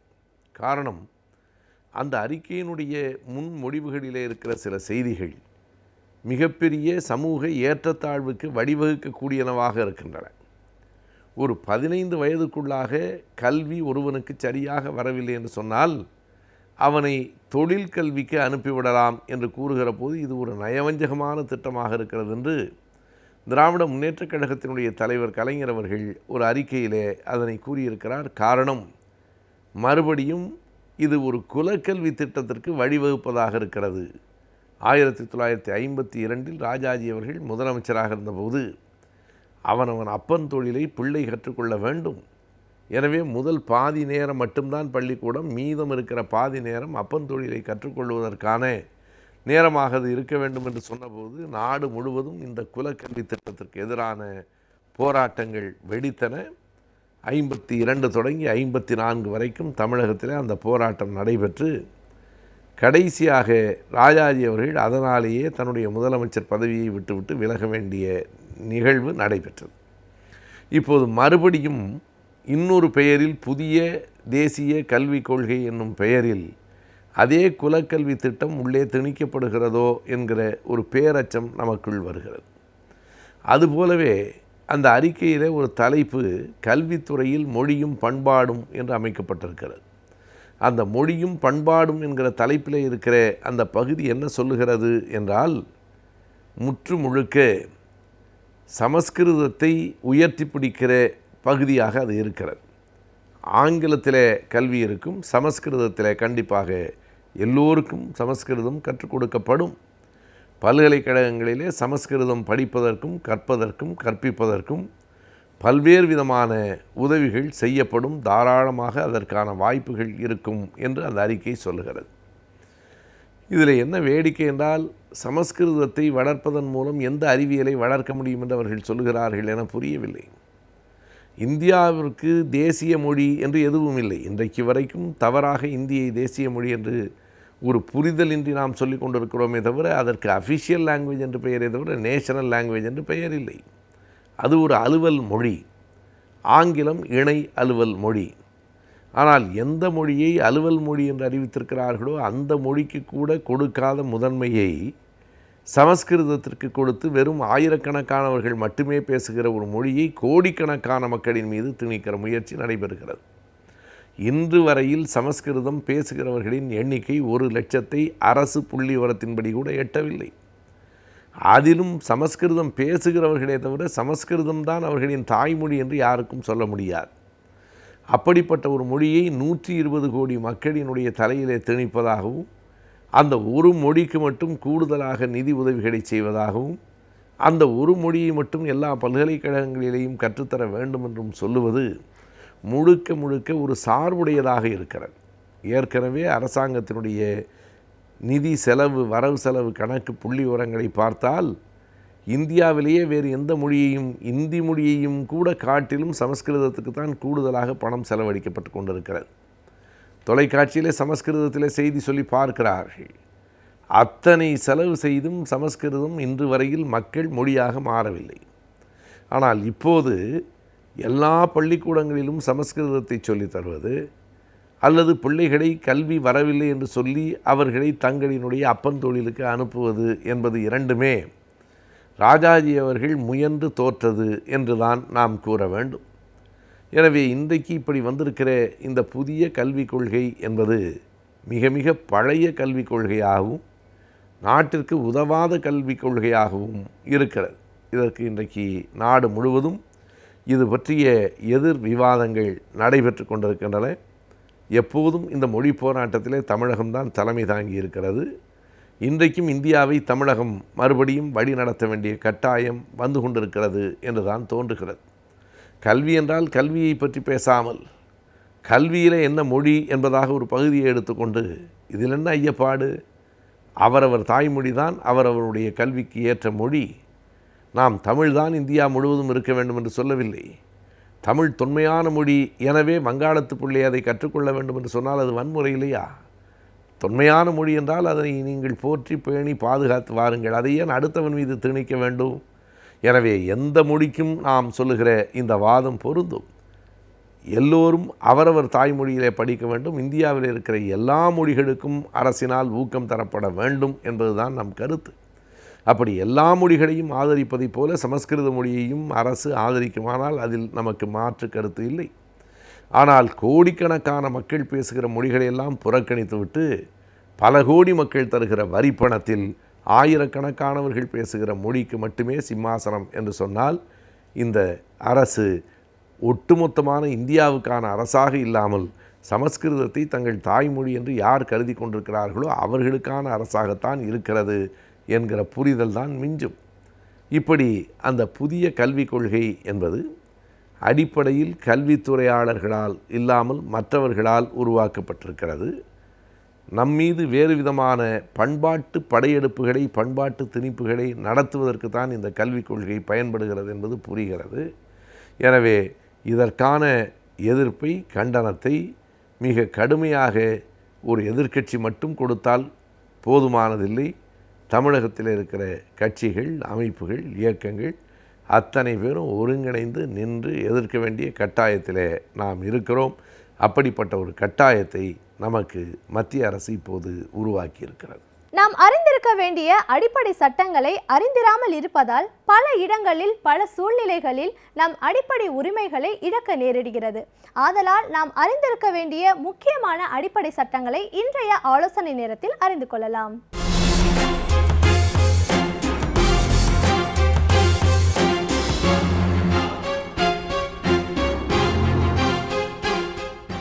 இன்றைய ஆலோசனை நேரத்தில் நாம் பார்க்க போகிறது குடும்ப வன்முறையிலிருந்து பெண்களை பாதுகாக்கிற சட்டம் பற்றி. குடும்ப வன்முறையா? அப்படி ஒரு வன்முறை இருக்கா என்ன அப்படின்னு நிறைய பெண்கள் கேள்வி கேட்கலாம். ஆனால் இந்த நிறைய பெண்கள், ஏன் உலகத்தில் இருக்க அனைத்து பெண்களுமே ஆளாகிற ஒரு வன்முறை அப்படின்னு சொன்னால் அது குடும்ப வன்முறை தான். ஆனால் பெண்கள் அந்த விஷயத்தை பற்றி வெளியே பேசுகிறதே கிடையாது. அப்போ குடும்ப வன்முறைனா என்ன, எதனால் இந்த சட்டம் வந்தது அப்படின்னு யோசித்தோம்னா, நிறைய மேற்கத்திய நாடுகளில் நீண்ட காலத்திற்கு முன்பே வீடுகளில் இருக்கக்கூடிய பெண்களுக்கு இந்த மாதிரியான குடும்ப வன்முறை வருகிற பொழுது, அடித்தல், உதைத்தல், மிதித்தல், துவைத்தல் என்று பல விஷயங்கள் இது வருகிற பொழுது அதை தடுத்து நிறுத்துவதற்காக குடும்ப வன்முறையிலிருந்து தடை சட்டம் வந்து அவர்கள் கொண்டு வந்திருக்கிறார்கள் ஏற்கனவே. ஆனால் இந்தியாவை பொறுத்த வரைக்கும் ரொம்ப நாட்கள் இதை பற்றி விவாதித்து கொண்டே இருந்தார்கள் நாடாளுமன்றத்தில். என்ன காரணம் அப்படின்னு கேட்டிங்கன்னா, குடும்பம் அடிக்கிறது அப்படின்னு வந்தாக்கா அது ஆண்களோட உரிமை, அடங்குவது அப்படிங்கிறது பெண்களோட உரிமை அப்படிங்கிற ஒரு சிந்தனையும் மனப்போக்கும் நிறைய பேர் நாடாளுமன்ற உறுப்பினர்கள் மத்தியிலே இருந்தது தான் காரணம் அப்படின்னு. அப்போ தான் வந்து நிறைய போராட்டங்களுக்கு பிறகு பெண்கள் ஆர்வலர்கள், பெண்ணுரிமை இயக்கங்கள், முற்போக்காளர்கள் எல்லாருமா சேர்ந்து இந்த சட்டத்தை கொண்டு வர்றாங்க. இதில் குடும்ப வன்முறை அப்படின்னா என்னன்னு கேட்டிங்கன்னா, இது வரைக்கும் வன்முறைன்னா மன ரீதியான வன்முறை அல்லது உடல் ரீதியான வன்முறை. ஆனால் இப்போ இந்த சட்டம் 6 வகையான வன்முறையை பற்றி கூறுகிறது. உடல் ரீதியான வன்முறை அப்படிங்கிறது வந்து உடல் ரீதியாக காயப்படுத்துறது, காயப்படுத்துறது, ரத்தம் இல்லாமல் வந்து முரட்டுத்தனமாக அடித்து ரத்தம் கட்டிக்கொள்ளும் அந்த மாதிரி, அல்லது வீக்கம் இருக்கும், கை காலை முறிச்சு வச்சா தான் இருப்பேன் அப்படின்னு சொல்கிற மாதிரியான விஷயங்கள். இந்த மாதிரியான உடல் ரீதியான தாக்கத்தை உருவாக்குகிற, வேதனையை உருவாக்குகிற, வலியை உருவாக்குகிற உடல் ரீதியான வன்முறை ஒரு வகையான வன்முறை. இன்னொன்று வந்து அடிக்கவே மாட்டாங்க, ஆனால் அதே சமயம் மன ரீதியாக மக்களை காயப்படுத்துவது, பெண்களை காயப்படுத்துவது. அப்போது அது வந்து மன ரீதியான வன்முறை அப்படின்னு சொல்லுவோம். நம்ம ஊரில் மட்டும் இல்லை, எங்கேயுமே வந்து பெண்கள் மேலே கோபம் வந்தால் வீட்டில் இருக்கக்கூடிய ஆண்கள், அது கணவனாக இருக்கலாம், சகோதரனாக இருக்கலாம், அப்பாவாக இருக்கலாம், அல்லது சித்தப்பா, மாமா, எந்த உறவில் இருந்தாலும் ஆண்களுக்கு வந்து சடார்ன வார்த்தைகளை விட்டுடுவாங்க. என்ன மாதிரி பேசுகிறோங்கிற ஒரு அறையில் இல்லாமல் உடனேயே வந்து பேச ஆரம்பிச்சிருவாங்க, திட்டுவாங்க. அப்போ இந்த மாதிரியான திட்டுகள், ஒரு பெண்ணை பார்த்து உனக்கு புள்ள பெற்றுக்கு துப்பு இல்லை, நீ எதுக்கு அப்படின்னு சொல்கிற மாதிரியான வார்த்தைகள், இவையெல்லாம் வந்து வார்த்தை ரீதியிலான வன்முறை அப்படின்னு சொல்லுவாங்க.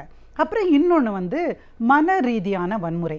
அது அப்படின்னா இமோஷ்னலாக, உணர்வு ரீதியான வன்முறைன்னு இதை குறிப்பிட்டு சொல்லலாம். மனம் சம்மந்தப்பட்ட ஒரு விஷயம், ஆனால் இதை உணர்வு ரீதியான வன்முறைன்னு சொல்லுவாங்க. ஒரு பெண் வந்து குழந்தையை பெற்றுக் கொடுக்கிறாள். அந்த பெண்ணுக்கு வந்து ஒரு 3 குழந்தைகள் வரிசையாக பொன் குழந்தையே பிறந்துச்சுன்னு வச்சுக்கோங்களேன். அப்போ உடனே என்ன சொல்கிறாங்க வீட்டில் இருக்கிறவங்க, நீ வந்து ஆஸ்திக்கான வாரிசையே நீ பெற்று கொடுக்கல, ஆண் வாரிசை, அதனால் ஆம்பளை பிள்ளை இல்லைன்னா நான் போய் வேற ஒரு பொண்ணை பார்த்து என் பையனுக்கு கல்யாணம் பண்ணி வச்சுருவேன் அப்படின்னு சொல்லுவாங்க. அப்போது இந்த மாதிரியான விஷயங்கள் மனசில் ஊறினியா அந்த ஆண் வந்து நம்ம திரும்ப திரும்ப திரும்ப அந்த பெண்ணை திட்டுவது அப்படிங்கிறத பற்றி அந்த மாதிரியான உணர்வு ரீதியான வன்முறை. ஆக்சுவலாக நீங்கள் பார்த்தீங்கன்னா ஒரு குழந்தைய வந்து ஆணாக்குவதும் பெண்ணாக்குவதும் வந்து ஆணுடைய ஜீன்லேருந்து வரக்கூடிய ஒரு விஷயந்தான். ஆனால் அறிவியல் ரீதியான ஞானம் அதிகம் இல்லாததுனால அதற்கும் பெண்ணையே குறை சொல்லுகிற ஒரு மனோபாவத்தில் நம்ம வாழ்ந்திருக்கோம். அப்போ உணர்வு ரீதியான வன்முறையை நம்ம பார்த்தோம். அடுத்ததாக வரக்கூடியது பொருளாதார ரீதியான வன்முறை. எப்படி பொருளாதார ரீதியான வன்முறை? இது நான் வந்து 2 விதமாக பார்க்குறேன். ஒன்று வந்து வீட்டில் இருக்கக்கூடிய பெண்கள், வேலைக்கு போகாமல் வீட்டில் இருக்கக்கூடிய வேலைகளை செய்யக்கூடிய பெண்கள்னு வச்சுக்கோங்களேன். அவங்களுக்கு வந்து வீட்டில் ஏதாவது குடும்பத்தில் சண்டை வந்ததுன்னா உடனே வீட்டுக்காரர் என்ன சொல்லுவார், 4 நாள் உன்னை பட்டி போட்டால் போதுண்டி, உனக்கு அப்போ தான் உன்னுடைய திமிர அடங்கும் அப்படிங்கிற வார்த்தையை யூஸ் பண்ணுவாங்க. அப்படின்னா என்னென்னா சாப்பாட்டுக்கு காசு கொடுக்க மாட்டார். அப்போ அந்த அம்மா தவிப்பாங்க. அந்த வீட்டில் இருக்கக்கூடிய பெண்மணி வந்து என்ன பண்ணுறதுன்னு தெரியாமல் இருப்பாங்க. அப்போ ஒரு பெண்ணை காப்பாற்ற வேண்டிய நிலையில் இருக்கக்கூடிய ஒரு ஆண் பொருளாதார ரீதியாக அவளுக்கு கொடுக்க வேண்டிய வசதி வாய்ப்புகளை, அடிப்படை தேவைகளை பூர்த்தி செய்யவில்லை என்று சொன்னால் அது பொருளாதார ரீதியான வன்முறை. சரி, ஒரு பொண்ணு வேலைக்கு போகிறாங்கன்னு வச்சுக்கோங்க. அந்த பெண்ணுக்கு பொருளாதார ரீதியான வன்முறை என்பது, அந்த பொண்ணை நீ வேலைக்கு போகாது, நீ வேலைக்கு போகிறனால தான் உனக்கு இவ்வளவு தூரம் ஏறிடுச்சு, அதனால் நீ இனிமேல் வேலைக்கு போக வேண்டாம் 4 நாள் அப்படின்னு சொல்லி வீட்டில் இருக்க சொல்லிட்டாங்க, வீட்டுக்கு அதை பூட்டிட்டு போயிட்டாருன்னு வச்சுக்கோங்க. அது ஒரு விதமான வன்முறை. அல்லது சம்பள கவர் வர்ற அந்த 1ஆம் தேதி அன்னைக்கு வாசலில் போய் நின்றுட்டு சம்பளத்தை அப்படியே கவரோட பதிச்சுட்டு வருது. அதனால தான் நல்ல வேளை இப்போல்லாம் என்ன பண்ணுறாங்கன்னா, பெண்கள் சம்பாதிக்கிற பெண்களுக்கு அவங்களுடைய பேங்க் அக்கௌண்ட்டில் இந்த பணமானது டெபாசிட் பண்ணப்படுகிறது. அப்போ என்ன ஆயிடுது, அதனால் தப்பிச்சிட்டாங்க இந்த பொருளாதார வன்முறையில். சம்டைம்ஸ் என்ன பண்ணுவாங்கன்னு சொன்னீங்கன்னா, அந்த வேலை செய்கிற இடத்துக்கே கூட போய் அந்த பெண்ணை வந்து தாறுமாறாக திட்டுவது, வேலையை செய்ய விடாமல் தடுப்பது. ஆக இந்த விஷயங்கள் அனைத்துமே வந்து பொருளாதார ரீதியான வன்முறை அப்படின்னு சொல்லப்படும். அப்போது கடைசியாக நம்ம பார்க்க போகிற வன்முறை என்னன்னு கேட்டிங்கன்னா, பாலியல் ரீதியான வன்முறை. இதுவரைக்கும் பேசப்படாத ஒரு வன்முறை. இப்போது இந்திய தண்டனை சட்டம் தான் பல குற்ற நிகழ்வுகளை பற்றி சொல்லுது. ஆனால் திருமண உறவிலே, அதாவது மேரிட்டல் ரேப் என்று சொல்லப்படுகிற விஷயத்தை பற்றி நம்முடைய இந்திய தண்டனை சட்டமே பேச மறுக்கிறது. அப்போ முதலாக இந்த குடும்ப வன்முறையிலிருந்து பெண்களை பாதுகாக்கிற இந்த சட்டம்தான் பாலியல் ரீதியான வன்முறையை தடுக்க வேண்டும். எப்படி பாலியல் ரீதியான வன்முறை? நான் அழைக்கும் போதெல்லாம் நீ வந்தே ஆகணும், ஒரு நாளைக்கு 4 தடவையாவது என்னோட உறவு கொள்ள வேண்டும் என்று அதீதமான இச்சையோடு அணுகுகிற முறையை வந்து நம்ம பாலியல் ரீதியான வன்முறைன்னு சொல்லுவோம். அல்லது இவர் என்னோட ஃப்ரெண்டு, நாங்கள் சின்ன வயசுலேருந்து ஒன்றா இருந்தோம், ஒன்றா பழகினோம், இவருக்கும் நான் எனக்கு என்னென்ன சரியோ அதெல்லாம் இவங்களுக்கு செய்ய அப்படின்னு சொல்கிற மாதிரியான சில நபர்கள், எல்லோரையும் அப்படி சொல்லிட முடியாது, ஆனால் அந்த மாதிரியான சம்பவங்கள் நடந்ததுன்னு வச்சுக்கோங்க, அதை வந்து பாலியல் ரீதியான வன்முறை. ஆக 6 விதமான வன்முறையை பற்றி குடும்ப வன்முறை சட்டம் நமக்கு சொல்லுது. சரி, இந்த குடும்ப வன்முறை சட்டத்தினால யார் யார் இதை வந்து அப்ரோச் பண்ணலாம், எப்படி வந்து கேள்வி கேட்கலாம், யாருக்கு அந்த உரிமை இருக்கிறது அப்படின்னு சொன்னால், இதில் முக்கியமாக பார்க்க வேண்டியது ஒரு குடும்ப உறவிலே அந்த நபர்கள் வாழ்ந்திருக்க வேண்டும். யார் நபர்? பாதிக்கப்பட்ட பெண்ணும் வன்முறை செய்த ஆணும் ஒரு கூரையின் கீழே குடும்பத்திலே உறவோடு வாழ்ந்திருக்க வேண்டும். அப்படின்னா யார் யாரை சொல்லுவோம்? ஒரு கூரையின் கீழே இருக்கிறவங்க யார்? நம்ம அப்பா கூரையின் கீழே இருக்கிறவங்க. நம்ம அப்பா கிட்ட நம்ம வந்து குடும்ப உறவோடு இருக்கிறோம். அண்ணன், தம்பி, சித்தப்பா, ஜாயிண்ட் ஃபேமிலினா அந்த மாதிரி மாமா, அத்தை, இவங்கெல்லாம் இருக்கக்கூடிய இடம். அப்போது இவர்களோடு சேர்ந்து ஒரு நிழலில் வாழக்கூடிய ஒரு குடும்ப உறவில் இருக்கக்கூடிய யாருமே இதை பற்றி கேட்கலாம்.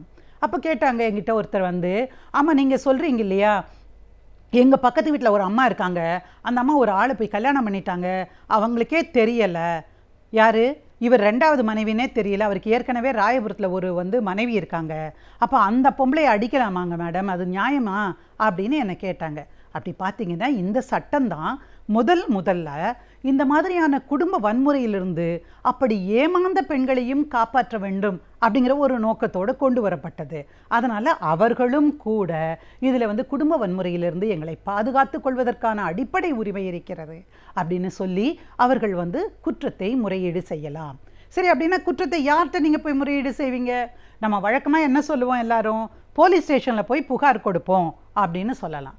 ஆனால் இந்த மாதிரியான புகார் கொடுக்கிற பெண்கள் தயங்குகிற ஒரு முக்கியமான விஷயம் இந்த சட்டத்தினுடைய அடிப்படை கருத்தாக இருக்குது. என்னன்னு கேட்டிங்கன்னா, போலீஸில் போய் புகார் கொடுத்துட்றோம், போலீஸ்காரமாக கூப்பிட்டு வச்சு விசாரிக்கிறாங்க, இல்லை அவரை மிரட்டணும் அப்படியாவது சேர்த்து வைக்கணும்னு நல்லெண்ணத்தில் சொல்லலாம், இல்லை வேறு ஏதாவது ஒரு காரணத்துக்காக கூட இருக்கலாம். ஆனால் அப்படியெல்லாம் இருக்கிற பட்சத்தில் பின்னால் என்ன ஆயிடுதுன்னு கேட்டிங்கன்னா, நீ போலீஸ் ஸ்டேஷனுக்கு போனவ தானே, எம்எல்ஏ நீ கம்ப்ளைண்ட் கொடுத்தவ தானே அப்படின்னு சொல்லிட்டு அந்த பெண்ணை திரும்பவும் வன்முறைக்கு ஆளாக்குவதோ அல்லது விட்டுட்டு போயிடுறதோ அப்படின்னு ஆண்கள் வந்துடுவாங்க. அதனால் குடும்பத்தை காப்பாற்ற வேண்டும் அப்படிங்கிற ஒரு அடிப்படை உணர்வோடு தான் இந்த சட்டமானது கொண்டு வரப்பட்டது. அப்போ போலீஸ் ஸ்டேஷனுக்கு நீங்கள் போக வேண்டாம். அப்போ யாரை போய் பார்க்கலாம்? அப்போது ஒவ்வொரு மாவட்டத்திலையும் சமூக நலத்துறையின் கீழே பாதுகாப்பு அதிகாரிகளை நம்முடைய அரசாங்கம் நியமித்திருக்கிறது. அந்த பாதுகாப்பு அதிகாரிகளிடம் சென்று நீங்கள் புகார் கொடுக்கலாம். எனக்கு எழுதவே தெரியாது மேடம், படிக்கவே தெரியாது, நான் எப்படி போய் கொடுப்பேனே? அதுக்கான ஃபார்ம் இருக்காங்க. நீங்கள் போயிட்டு வெறும்னே திட்டுறாரா அப்படின்னு ஒரு இடம் இருந்ததுன்னா அதில் டிக் பண்ணணும். அடித்தாரா, உதச்சாரா, காயப்படுத்தினாரா, வார்த்தைகளில் பேசினாரா அப்படின்னு வரிசையாக இருக்கும். அதை நீங்கள் டிக் பண்ணி கொடுத்தாலே போதுமானது. அது புகாராக எடுத்துக்கொள்ளப்படும். 3 நாட்களுக்குள்ளர அந்த வன்முறை யார் செய்தாரோ அந்த ஆணுக்கு உடனடியாக சம்மன்ஸ் அனுப்புவாங்க, கூப்பிட்டு வச்சு பேசுவாங்க. பேசினதுக்கப்புறம் இந்த வன்முறை நடந்திருக்கிறது உண்மை என்று தெரிந்தால் வன்முறையில் இருந்த அந்த பெண்ணை பாதுகாக்க மேஜிஸ்ட்ரேட்டிடம் செஞ்சு அந்த கேஸை ஃபைல் பண்ணி அதில் தடை உத்தரவு வாங்க முடியும். இப்போ கூட தடை உத்தரவு தான் ஒழிஞ்சு அந்த ஆளை கைது பண்ணுறதில்ல. அவர் ஜட்ஜ் என்ன செய்வார் தெரியுமா? அவருக்கு வார்ன் பண்ணுவார், நீ இனிமேல் குடும்ப வன்முறை செய்யக்கூடாது, அந்த பெண்ணை அடிக்காதப்பா, உதைக்காத, ஏன் இப்படி கஷ்டப்படுத்துகிற, இனிமேல் செஞ்சேன்னா உனக்கு தண்டனை உறுதி அப்படின்னு ஒரு உத்தரவு கொடுப்பார். அதையும் மீறி அதற்கு அந்த உத்தரவுக்கு பின்னாலேயும் அவர் மீண்டும் அந்த பெண்ணை அடித்து உதைச்சார்னா அப்போ தான் சிறை தண்டனை. எனவே இந்த சட்டத்தினுடைய நோக்கம் என்னன்னு பார்த்தீங்கன்னா, குடும்பத்தை காக்க வேண்டும், அதே சமயத்தில் குடும்பத்தில் இருக்கக்கூடிய பெண்களுக்கு வன்முறை இல்லாத மனித வாழ்வு என்பது அவர்களுக்கு சித்திக்க வேண்டும், சாத்தியமாக வேண்டும் என்பதற்காகத்தான். அதனால் பெண்கள் பயப்படாமல் குடும்ப வன்முறையிலிருந்து பெண்களை பாதுகாக்கிற இந்த சட்டத்தின் அடிப்படையில் அந்தந்த மாவட்டங்களிலே இருக்கக்கூடிய பாதுகாப்பு அதிகாரியை அணுகி நீங்கள் புகார் செய்யலாம், புகார் செஞ்சு நிவாரணம் பண்ணலாம். அதுதான் இந்த சட்டத்தினுடைய அருமையான விஷயம். நம் மனது சீராக இருந்தால்தான் நம்முடைய எண்ணங்களும் செயல்பாடுகளும் சிறப்பாக அமையும். ஆதலால் நம் மனதை சீராக வைத்துக்கொள்ளும் வழிமுறைகளை நம்மிடையே பகிர்ந்து கொள்ள வந்திருக்கிறார் டாக்டர் நம்பி அவர்கள். நிகழ்ச்சியில் நிறைவு பகுதியாக வரவிருப்பது மனமே மனமே.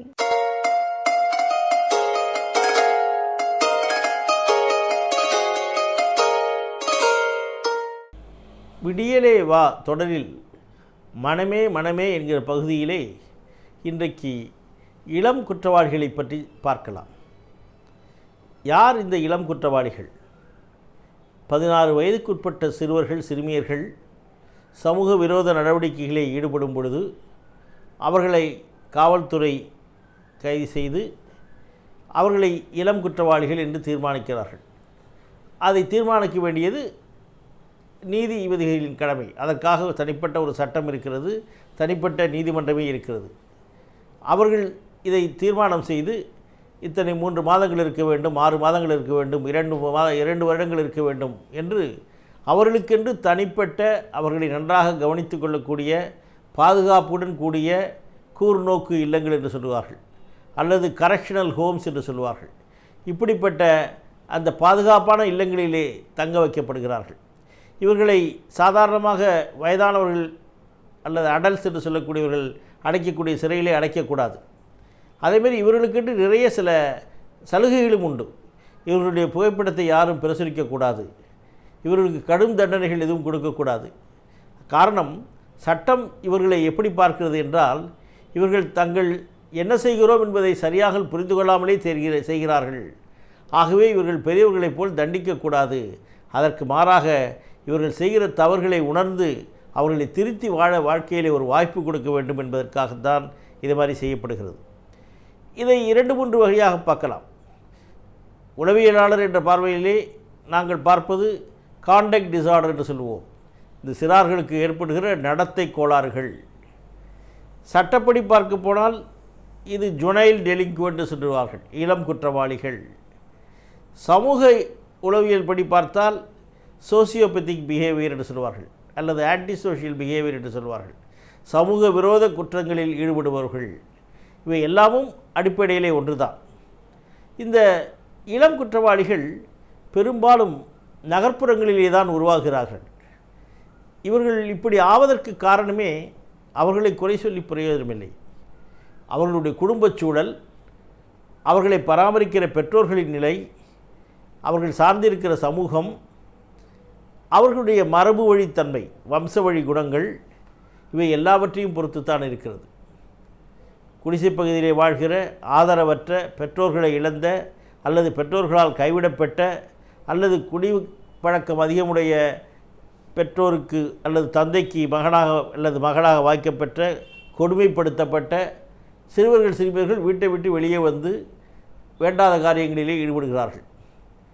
இவர்கள் ஈடுபடுகிற காரியங்கள் பல நேரங்களிலே சிறிய காரணங்களாக இருக்கலாம், திருட்டாக இருக்கலாம், அல்லது சிறிய சிறிய தப்பான காரியங்களை செய்யலாம், அல்லது சில விதமான போதைப் பொருட்களை கடத்துகிறதற்கு உதவியாக இருக்கலாம். சில நேரத்திலே பாலியல் வன்முறைக்கு கூட இவர்கள் ஈடுபட வாய்ப்பு இருக்கிறது. இவர்களே இரையாகவும் வாய்ப்பு இருக்கிறது, இவர்களே காரணமாகவும் இருக்க வாய்ப்பு இருக்கிறது. ஆகவே தான் டெல்லி உயர்நீதிமன்றத்திலே சமீபத்திலே 17 வயது பையன் பாலியல் வன்முறையிலே பயங்கரமாக ஈடுபட்ட பொழுது கூட பெரிய சர்ச்சை எழுந்து உயர்நீதிமன்றம் தீர்ப்பை கொடுத்திருக்கிறது. அதை 16 வயதாக குறைக்க வேண்டும் என்று பாராளுமன்றத்திலே அங்கீகாரம் அளித்தார்கள். 18க்கு குறைவு என்பது ரொம்ப அதிகம். 16 வயதுக்கு கீழே இருப்பவர்கள் தான் இளம் குற்றவாளிகள் என்று தீர்மானிக்கிறார்கள். ஆக இந்த இளம் குற்றவாளிகள் தாங்கள் அந்த மாதிரி ஒரு நடத்தை கோளாறுகள் வருவதற்கு, தங்களுடைய குணநலன்கள் கேடு அடைவதற்கு காரணமே அவர்களுடைய சூழ்நிலை தான், அவருடைய வம்ச வழிதான், அவர்களுடைய பெற்றோர்கள் தான், அவர்களை பாதுகாக்க தவறிய இந்த சமூகம்தான் என்று சொல்லலாம். அப்படிப்பட்டவர்களை ஒரு பாதுகாப்பான நிலத்தில் வைத்து அவர்களுக்கென்று தனித்த ஒரு பயிற்சி கொடுத்து, பாடங்கள் சொல்லிக் கொடுத்து, நீதிக்கதைகளை சொல்லிக் கொடுத்து, ஒரு தொழிலை சொல்லிக் கொடுத்து, அவர்கள் நல்லபடியாக திருந்தி வெளியுலகத்திலே ஒரு நல்ல மனிதராக வாழ்வதற்கு ஒரு வாய்ப்பு கொடுக்கப்படுகிறது. இதற்கு இவர்களை கவனிப்பதற்கென்று இவர்களை எப்படி தண்டிக்க வேண்டும், என்ன செய்ய வேண்டும் என்பதற்காகவே ஜுவனைல் ஜஸ்டிஸ் ஆக்ட் என்று சொல்வார்கள், child care and protection act என்று சொல்வார்கள். 2000 வருடத்திலே வந்தது. இதை மாற்றங்கள் செய்து திருப்பி புது சட்டம் கொண்டு வர இருக்கிறார்கள். இதன்படி தான் இவர்களுக்கென்று ஒரு தனி நீதிபதியே உண்டு. ஆக இப்படிப்பட்ட ஒரு இளம் குற்றவாளிகளை சீர்திருத்துவதற்கு நல்ல ஒரு சுற்றுப்புற சூழ்நிலை, ஆரோக்கியமான ஒரு சூழ்நிலை அமைய வேண்டும்.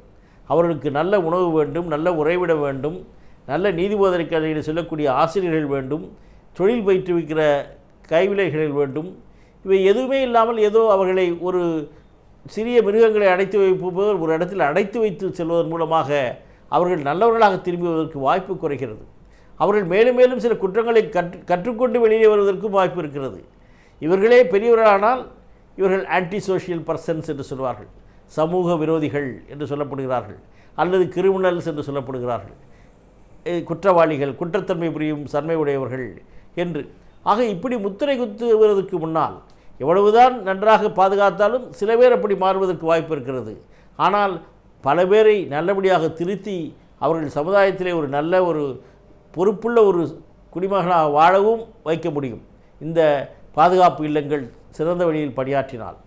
ஆக இப்படிப்பட்ட குழந்தைகளை என்னென்ன விதத்திலெல்லாம் அவர்கள் கொடுமைப்படுத்தப்படுகிறார்கள் என்று பார்க்கும் பொழுது பல நேரங்களிலே இந்த சிறுவயது குற்றவாளிகள் அல்லது நடத்தை கோளாறு உள்ள இளம் சிறுவர்கள் போதைப்பொருளை நாட தலைப்படுகிறார்கள்.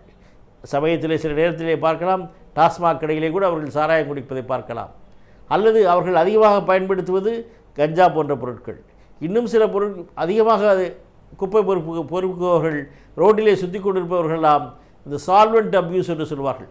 பெட்ரோல் பங்கிலே அது பெட்ரோலை முகர்ந்து கொண்டே இருப்பது, அல்லது சில அடிப்பதற்கு உண்டான ரசாயன பொருட்கள் அல்லது ஒட்டுவதற்கு உண்டான ரசாயன பொருட்கள் என்று இருக்கிறது. அதை முகர்ந்து பார்த்தால் ஒரு சுகம் வரும். அதை இவர்கள் திரும்ப திரும்ப பயன்படுத்தி கொண்டே இருப்பார்கள், காசை செலவு கொண்டு வாங்கிவிட்டு. சால்வெண்ட் அப்யூஸ் என்று சொல்வார்கள். இப்படிப்பட்ட பழக்கங்களிலே போதை பழக்கங்களிலே ஈடுபடுவதற்கு இவர்களுக்கு வாய்ப்பு இருக்கிறது. இவர்கள் வருகின்ற பின்னணி, குடும்ப பின்னணியும் குற்றப்பின்னணியாக இருக்கும் பட்சத்தில் இவர்களும் சில நேரத்திலே பாலியல் வன்புணர்ச்சியிலே ஈடுபடுவதற்கு வாய்ப்பு இருக்கிறது, பாலியல் வன்முறைகளிலே இவர்களே ஈடுபடுவதற்கு வாய்ப்பு இருக்கிறது, அல்லது இவர்கள் தங்களே ஈடுபடுத்திக் கொள்ளவும் வாய்ப்பு இருக்கிறது. சில சிறுமிகள் இந்த மாதிரி 16-15 வயதுக்குள்ளே இருக்கிற சிறுமிகள் எல்லாம் வேறு ஒரு தப்பான வழியிலே தங்களுடைய நடத்தைகளின் மூலமாக வேறு விதமாக கூட திசை மாறி செல்வதற்கு வாய்ப்பு இருக்கிறது. ஆக இப்படிப்பட்ட இளம் சிறார்களை, குற்றம் புரியும் வாய்ப்பு உடையவர்களை தகுந்த ஒரு முறையிலே பராமரித்து அவர்களுக்கென்று ஒரு தனி கவனம் செலுத்தி அதற்கு உண்டான ஒரு பாதுகாப்பான ஒரு இல்லத்தை அமைத்து அவர்களை தொடர்ந்து கவனித்து வந்தால் அவர்கள் நாளைக்கு நல்ல ஒரு குடிமகனாக சமுதாயத்திலே திகழலாம் என்பதிலே ஐயமில்லை.